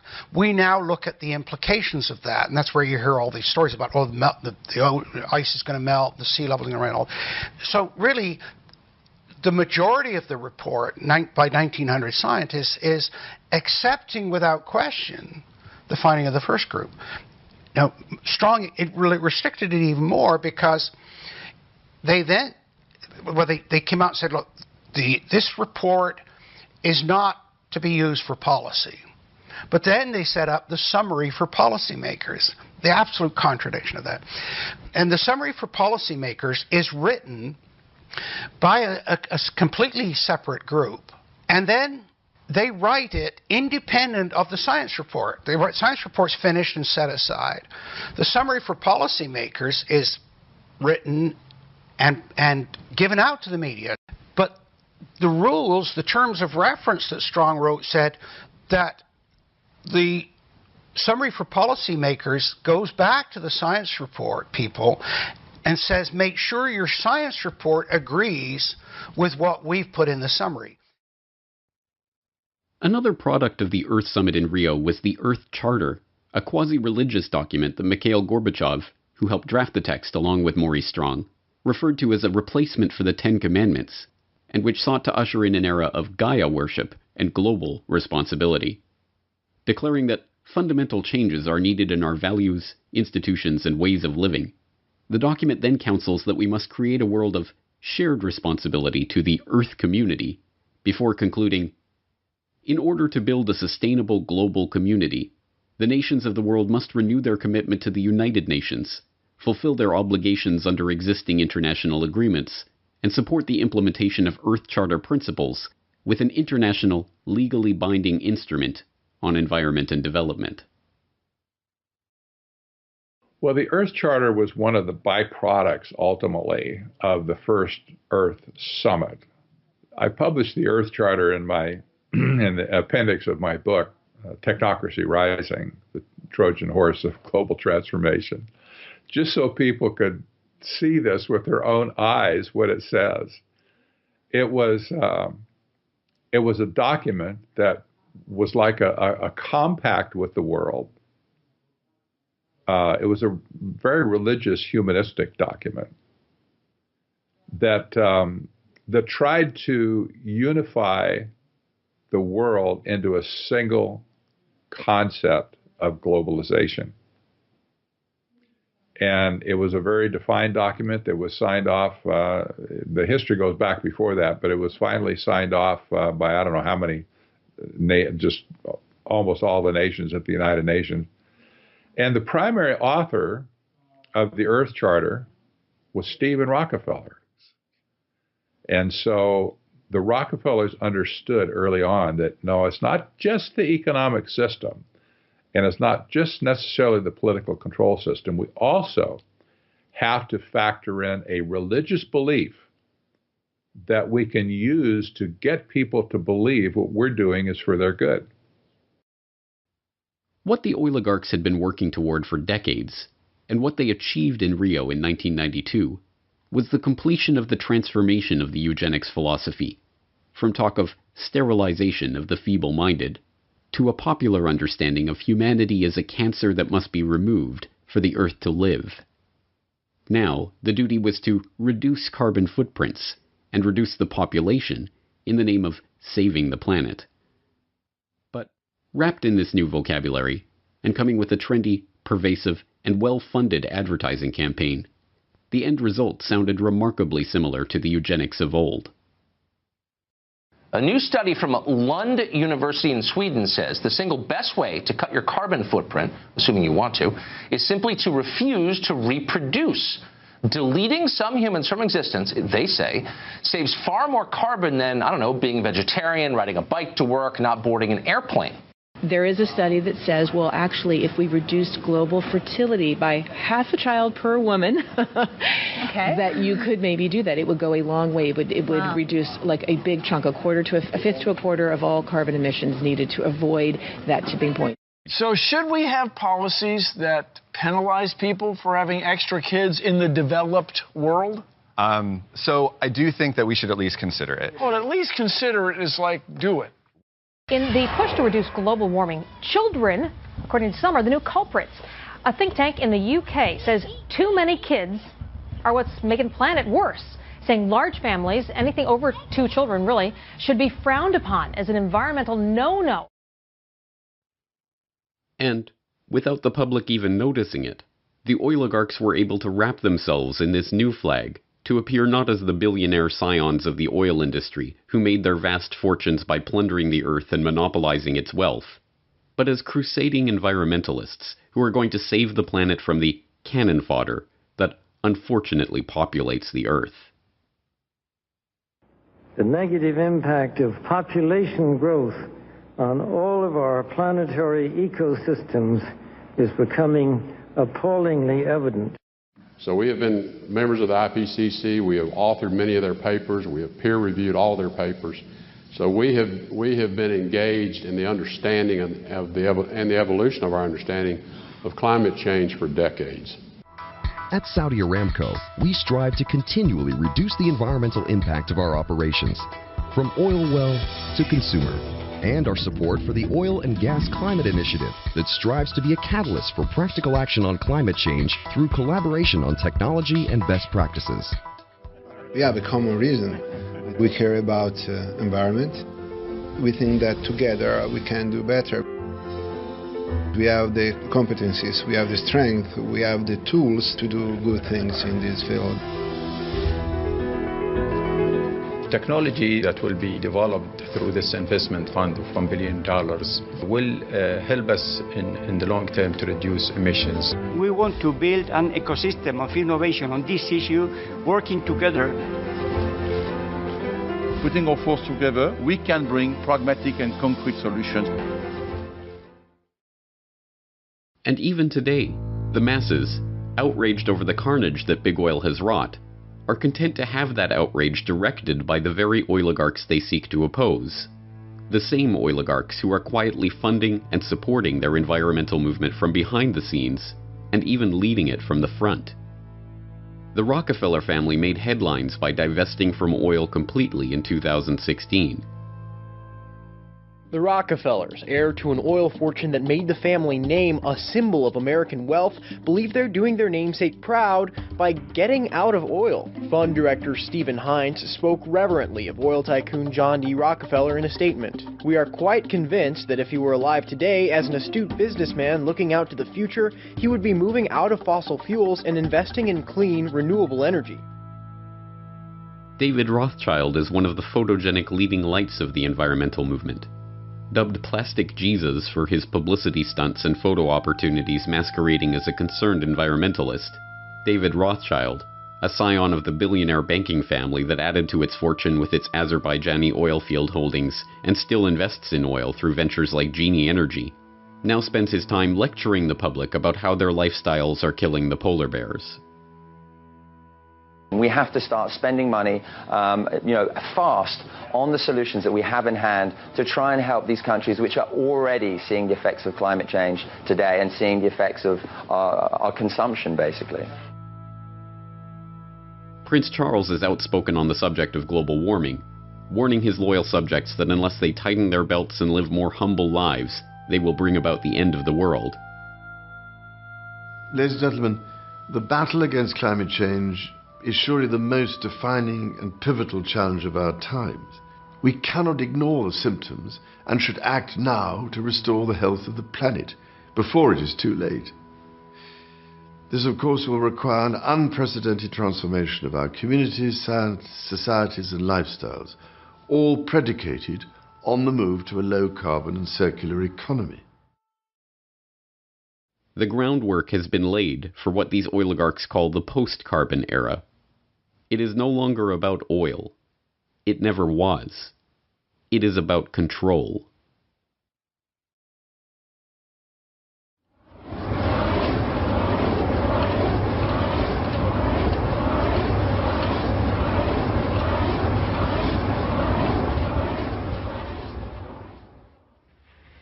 Now, to this complete cycle for the world, to give you a time scale on that, bear in mind that started in 1857. And so here's where we were about 3 or 4 years ago. This was proved reserves in here, which would add up to about here. And the estimated peak would occur about 1995, and we go into the decline. That middle 80% again is a spread from the 60s, the late 60s, up till a little over beyond 2020. Or it's computed out here about 56 years. That assumes an orderly evolution. That says that a child born, say, within the last 10 years will probably see the world consume most of its oil if he lives a normal lifetime. In his lifetime. Today, Marion King Hubbert is best known as the Shell oil researcher who gained notoriety in the 1950s for predicting that the U.S. would achieve its peak production of petroleum by 1970, and that almost all of the planet's oil supplies would be exhausted by 2020. This peak oil theory, still sometimes referred to as Hubbert's peak, was, like everything else generated by big oil, a conveniently crafted lie, designed to habituate the market to artificial scarcity and thus keep oil prices high. Hubbert's prediction was not based on any empirical data from any oil field, but instead relied on Hubbert's incorrect guesses about remaining oil reserves and employed a heuristic tool to model production. As Hubbert's protege and colleague at Shell Oil, Kenneth DeFaze, conceded years later, the numerical methods that Hubbert used to make his prediction are not crystal clear. Today, 44 years later, my guess is that Hubbert, like everyone else, reached his conclusion first and then searched for raw data and methods to support his conclusion. Shortly before his death in 1989, Hubbert himself admitted that when he showed his peak oil paper to Shell's managing director before presenting it to his colleagues, the director had told him not to go overboard with his estimates of oil reserves, pointing specifically to L.G. Weeks, a rival geophysicist who had estimated reserves to be much higher, and thus the impending threat of undersupply and the need for high oil prices to be much weaker. But although today Hubbert is remembered almost exclusively for his peak oil thesis, he was in fact involved in a much larger, lifelong project, helping to codify and incorporate a movement that, much like eugenics, was wildly popular nearly a century ago, fell out of favor in polite society, and yet continues today under other names. That movement was called technocracy. Hello, I'm Arvid Peterson, and this is the first of a two-part presentation on technocracy, an alternative social system.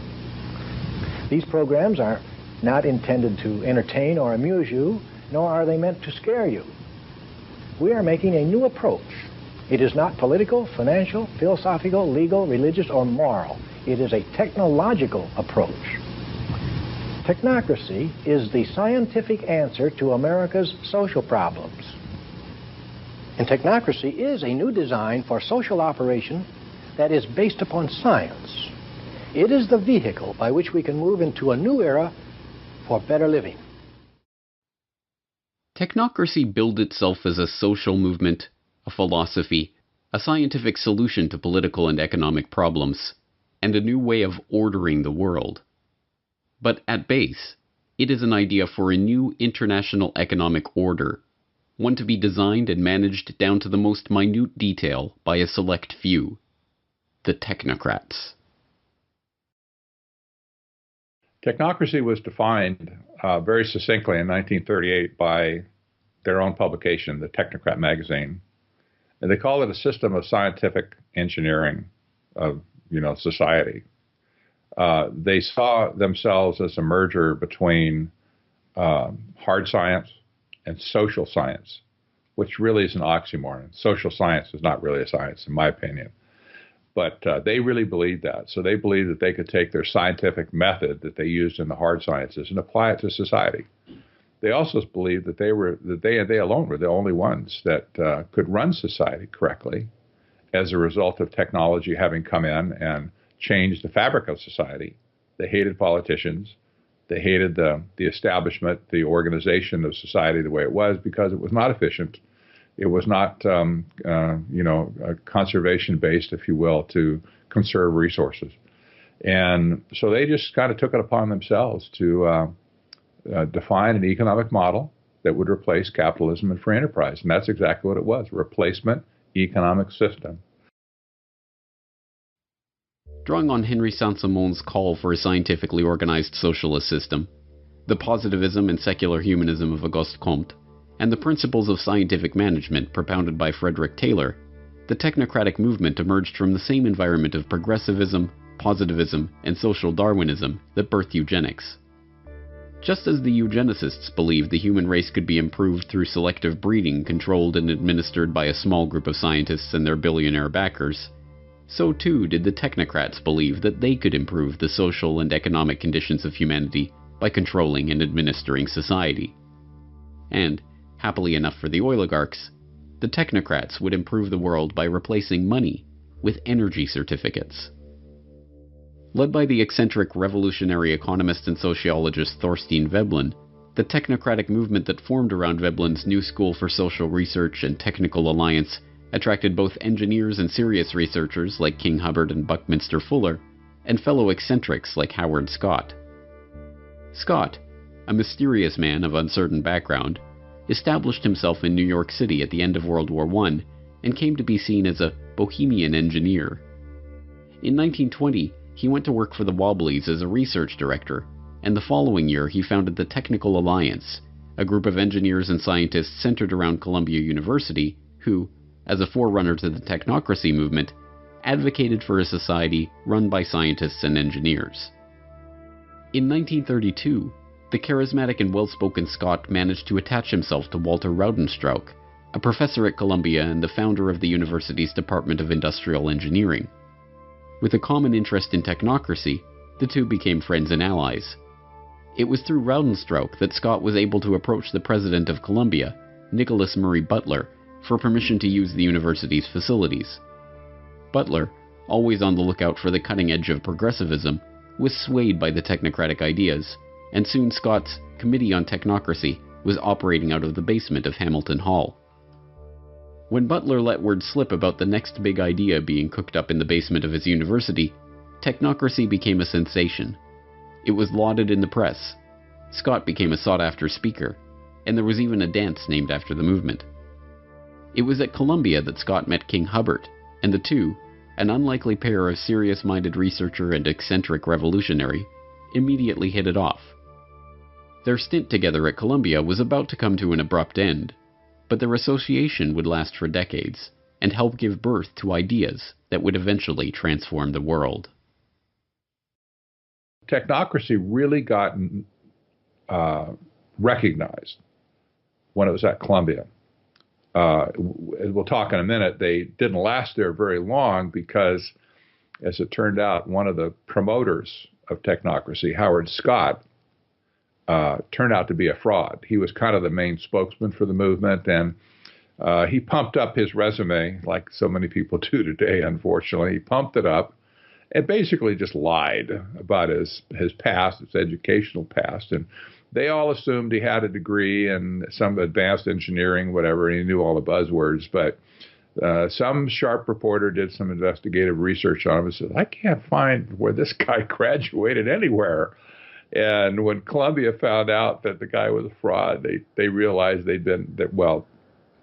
Butler's ego got involved and says, man, these people have played me. And so he kicked them all out. Just kaboom, drop kicked him right out of it. Said, get out of my building. And they all left and scattered.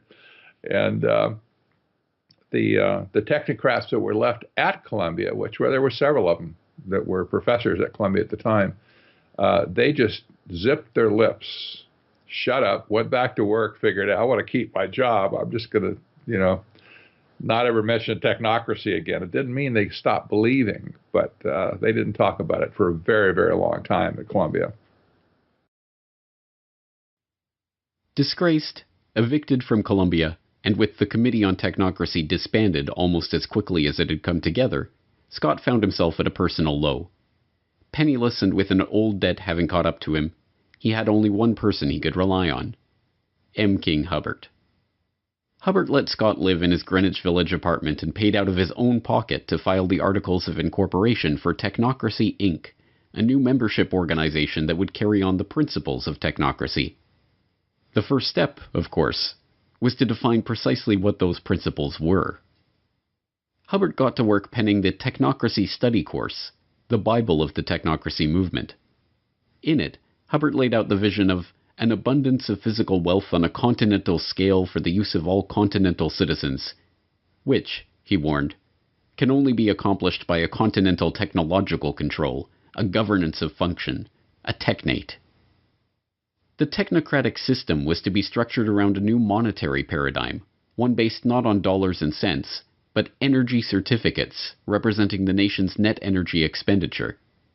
These certificates would be denominated in joules and issued based on a net energy budget deemed appropriate by the technocratic state's governing scientists. Citizens would be issued an equal share of the nation's certificates and make their purchases with them, and the information about these purchases would be relayed back to the central planning body for analysis. By this method, the technocrats could, in the words of one proponent, create a thermodynamically balanced load of production and consumption, thereby doing away with unemployment, debt, and social injustice. In the Technocracy Study Course, Hubbert, like a good technocrat, laid out the exact conditions that would need to be met for this vision to come to pass.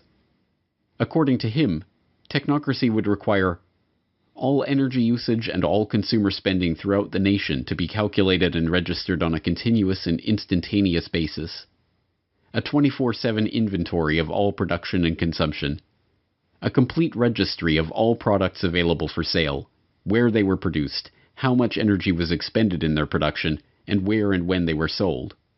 And finally, a specific registration of the consumption of each individual, plus a record and description of the individual. Hubbert's vision was not just that of a totalitarian society, in which every detail of every interaction was recorded and reported to a central authority, but, for the 1930s, the concept of continuously and instantaneously updated registries of every good in the economy was not just audacious, but borderline insane.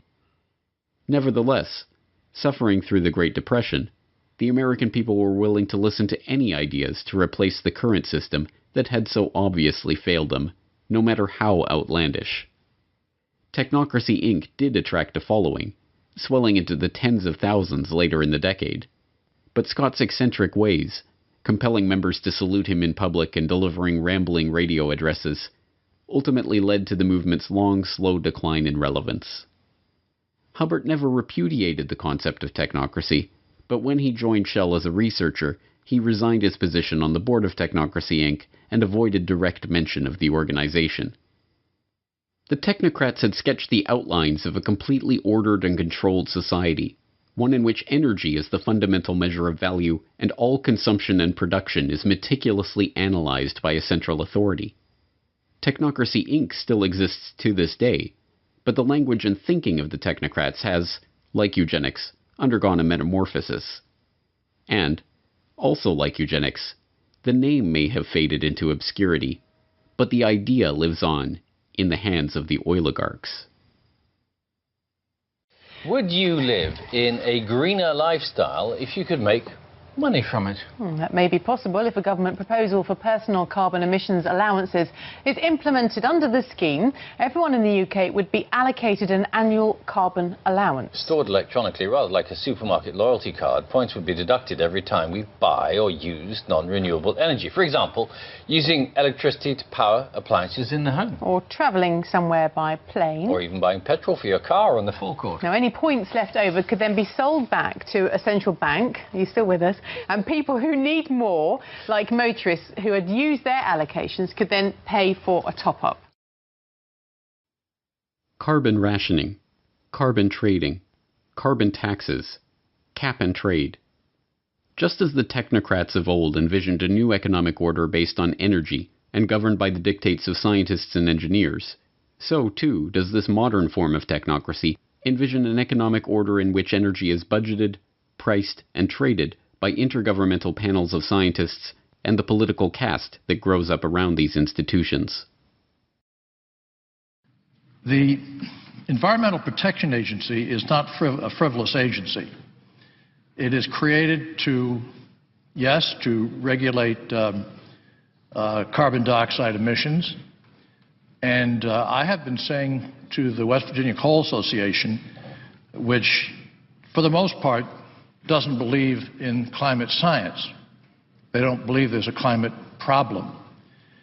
And I have been saying to them for a number of years that that's wrong, in my judgment. The science is true. The science is unequivocally true.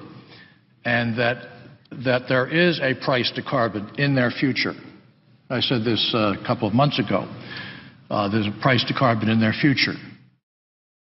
But I believe that the cap and trade approach is the essential first step, partly because it is the only basis upon which we can envision a truly global agreement, because it's very difficult to imagine a harmonized global tax. A carbon tax, or any other way of putting a carbon price, is actually, from an economic point of view, the most effective and efficient way to do this. Okay, you can regulate and you can do, all kinds of things, but nothing is as strong a market signal to the private sector as a carbon price, whether that be a carbon tax or whether it be a cap and trade, which is what California is doing, or any of the other measures that ultimately give you a carbon price. But that is the simplest, cleanest, most powerful signal. So if that's possible, I'm with you. These measures are sold to the public as a way of penalizing the big oil interests that have spent the last century monopolizing the world's key resources and plundering the earth in the pursuit of profit. What they do not understand, because it has been deliberately obscured, is that it is these very interests that have been instrumental in creating these schemes in the first place. It's my understanding that back in 1997, when you were vice president, Enron's CEO, Ken Lay, was involved in discussions with you at the White House about helping develop this type of policy, this trading scheme. And is that accurate? Is it inaccurate? It's been reported. I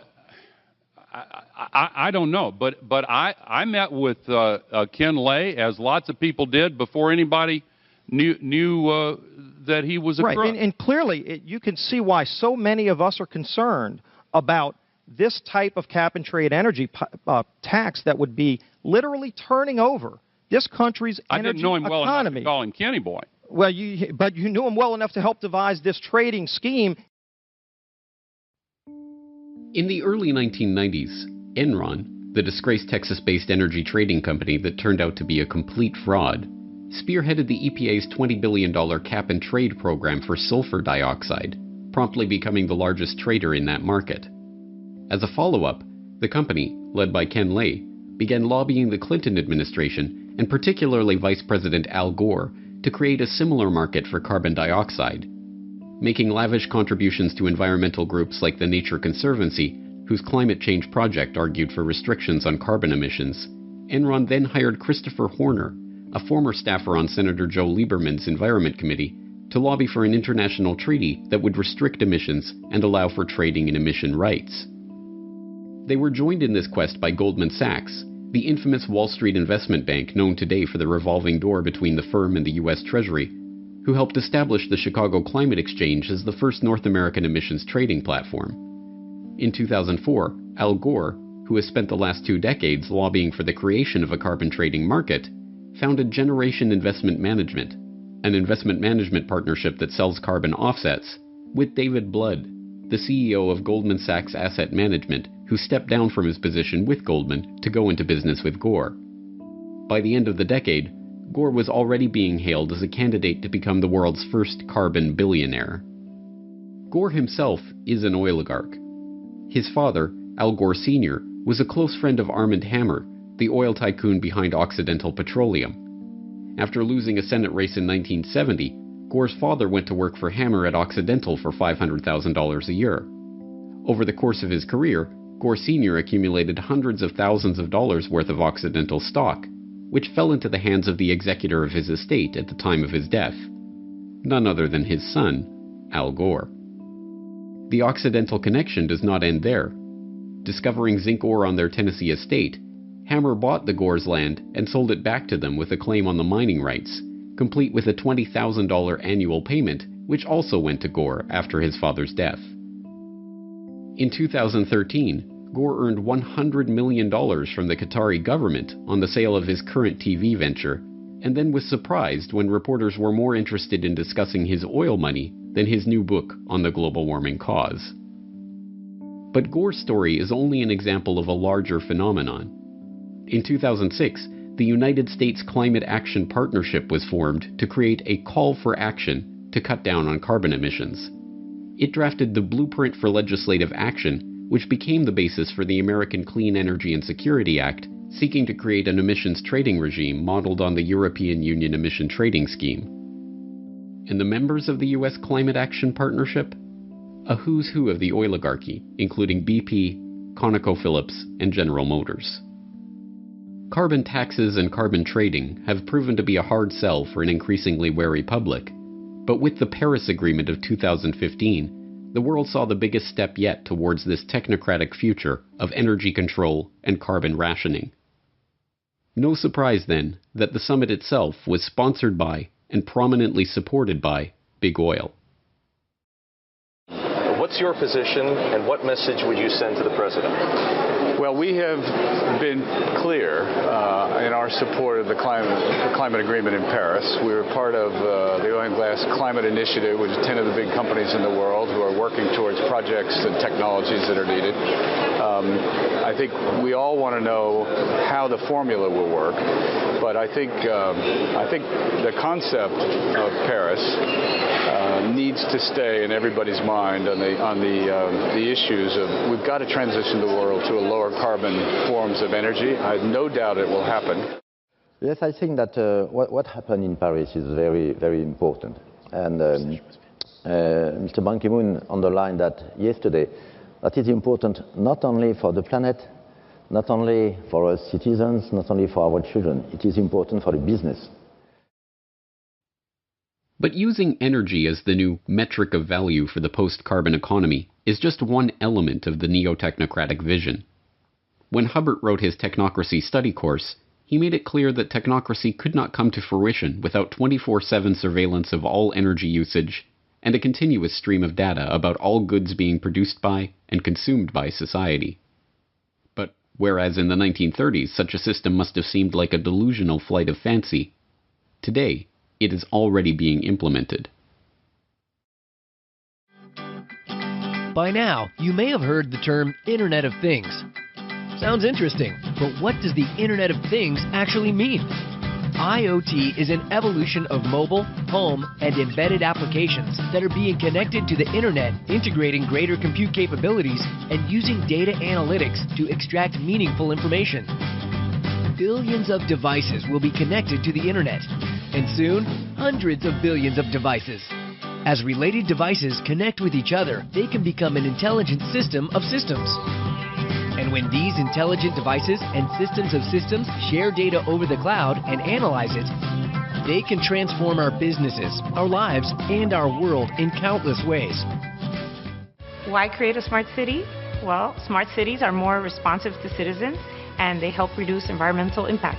They're more cost-effective and they're safer. Smart cities make people happier and more connected to their community. Cities are becoming increasingly instrumented. Sensors that enable the capture of all sorts of data are being integrated across city systems, providing critical information on city activity and operations. Sensors on a bridge transmit data on its physical condition. A camera on a freeway relays traffic flow, and digital meters record water and energy usage in real time. Mobile and social channels enable local governments and citizens to communicate with each other, creating yet another source of useful data. Advanced analytics can now readily identify trends and patterns within these massive amounts of data. Information can be integrated, gathered and shared via dashboards, visualizations, and alerts to facilitate understanding and collaboration across systems, agencies, and groups. This department store in Bundang has introduced a new way to shop. With its smart shopper system, customers pick up a small scanner and tag the items they want to buy. It eliminates the hassle of having to carry heavy items in a shopping basket, not to mention the hassle of having to get them home. After you pay for the items at an automated kiosk, the goods are delivered right to your home. Before, I had to wait in long lines at the checkout, but now I can use the smart shopper system to pay. It's really quite convenient. Aside from their convenience to shoppers, the system also helps stores gather data about their customers' shopping habits. The smart home communicates with the grid and enables consumers to manage their electricity usage. By measuring a home's electricity consumption more frequently through a smart meter, utilities can provide their customer with much better information to manage their electricity bills. Inside the smart home, a home area network, or HAN, connects smart appliances, thermostats, and other electric devices to an energy management system. With the smart meters, they'll be able to tell exactly what's going on in your home at down to the microsecond, based upon 24/7 communication with all of your appliances, which will also in the future, if this goes through fully and if there's not a public backlash, all of your appliances will need to have a wireless transmitter on them, and they'll need to be, certified under some smart, program. So this means that not only, just stepping aside from one moment to the health issue, this means that not only is your smart meter emitting on average of 13,000 microwave pulses per day, but every one of your appliances is going to be doing the same thing because it will be needed to be communicating with the smart meter itself. So that is a serious concern. We'll get into that a little bit later. But as far as the privacy issue, just diving right in, the current CIA director, David Petraeus, was quoted as saying, "We're going to use smart appliances to spy on you." And it's almost like, and he was later down in the article, and it's very just putting it out there. It's kind of like, it's getting to a point now, James, I'm sure you're seeing this, is like it's just getting more and more in your face. And it's kind of like this collective force of the controllers, and they're kind of saying, this is what we're going to do, and what are you going to do about it? So they're almost challenging us in a sort of, schoolhouse bully sort of way. What are you going to do about it? Once again, we are being asked to believe that the vested corporate interests that are rolling these technologies out in a coordinated fashion are doing so for the benefit of the public, that this technology is to help save the Earth. And once again, we are being duped. The technocratic agenda is not about saving the Earth. It is not about helping the public. It is not even about making money. It is about complete control over every aspect of our daily life. So there's two levels, and the way I look at technocracy, there's two levels operating at the same time. There's the operational side of it that has to do with things like smart grid, that have to do with things like various technocratic innovations. Surveillance is another big hot button for technocracy. These are operational issues. From a strategic point of view, which is where the Rockefeller type people operate, it's a different view of where it's headed. On an operational level, it's headed towards scientific dictatorship. And you don't have to be a visionary to figure that one out, anymore. You don't. It's there. But on a strategic basis, what's happening is that there's a massive resource grab going on all over the planet. And when I say resource grab, you have to put yourself in Rockefeller's shoes and the banker's shoes, the Rothschild shoes and whatever, and say, what do you do when money wears out? What do you do? When you sucked all the value you can out of the monetary systems you created, what's left? Well, you and I don't think about those sort of things because we don't have that much money. But these people at the top, especially the bankers, I'm sure they stay up at night thinking, what's after money? What comes after money? The Rockefeller family, especially, has always been a resource-intensive family. That's what oil was all about in the first place. It was a resource. And they understood that energy would be the most important factor in the world over any other type of resource. They understood that. That's why they wanted to create a monopoly over energy. Well, today, as money has been sucked dry, the only thing left to do is to make a grab for the resources themselves. And that's what sustainable development is all about, is taking the resources of the world away from you and me, away from private companies that aren't part of the clique, if you will, and putting them into a global common trust that will be managed by them for their benefit. This is really nothing more than neo-feudalism, again, where the resources are owned by a few and everybody else gets to operate with those resources at their pleasure and discretion. The technocrats and the functionaries of this agenda, like Hubbard and his colleagues in Technocracy Inc., pioneered this idea because they believed that they, the technocrats and engineers, would be able to solve the world's problems. But the oligarchs and bankers who funded their ideas into existence did so because it would help them to become the rulers of a system so perfectly crafted that no resource, no commodity, no person would be beyond their control. And now, in the 21st century, that technocratic vision is coming into view. And it is being helped along by a public that believes the post-carbon future represents the end of the oligarchy. They couldn't be more wrong.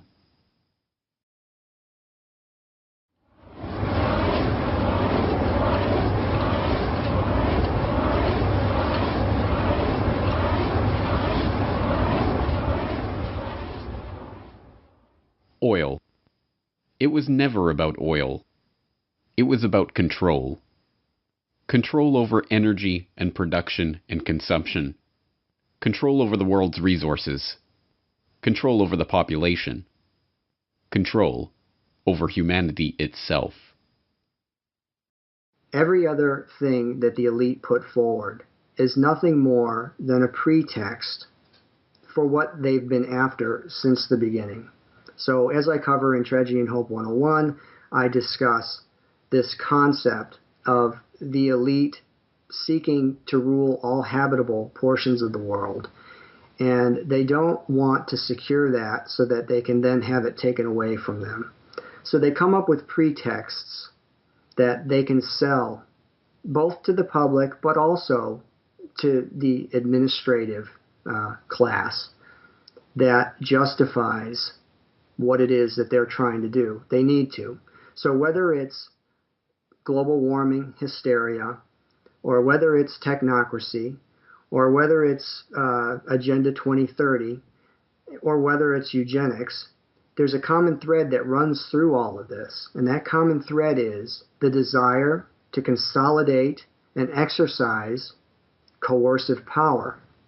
In the case of eugenics, it's the desire to consolidate and exercise the ultimate power, which is the power over who ultimately is going to live or die, who will be permitted to exist in the gene pool from here forward.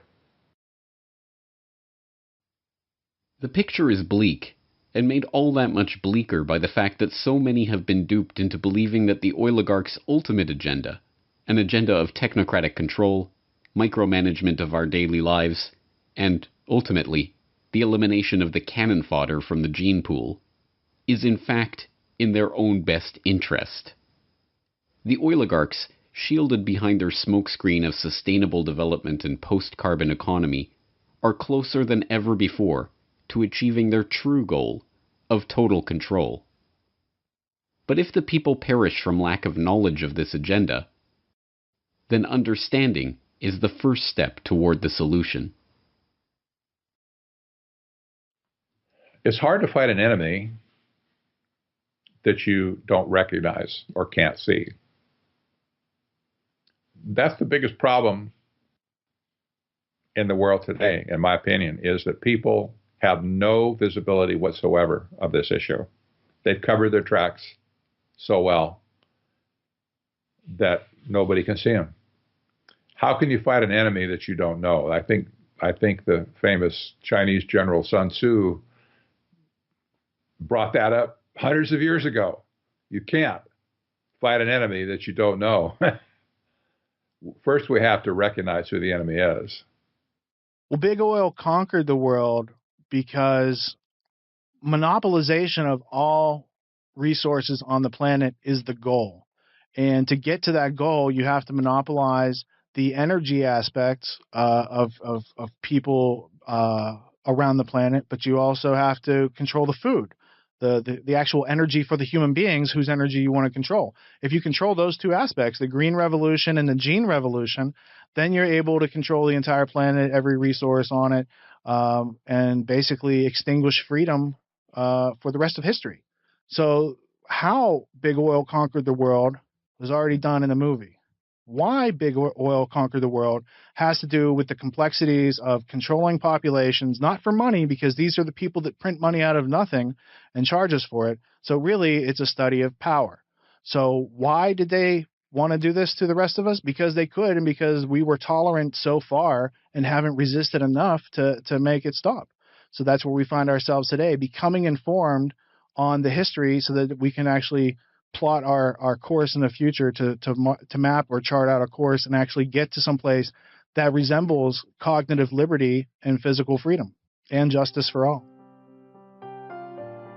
Big oil, big pharma, genetic engineering, the green revolution, the environmental movement, eugenics, technocracy.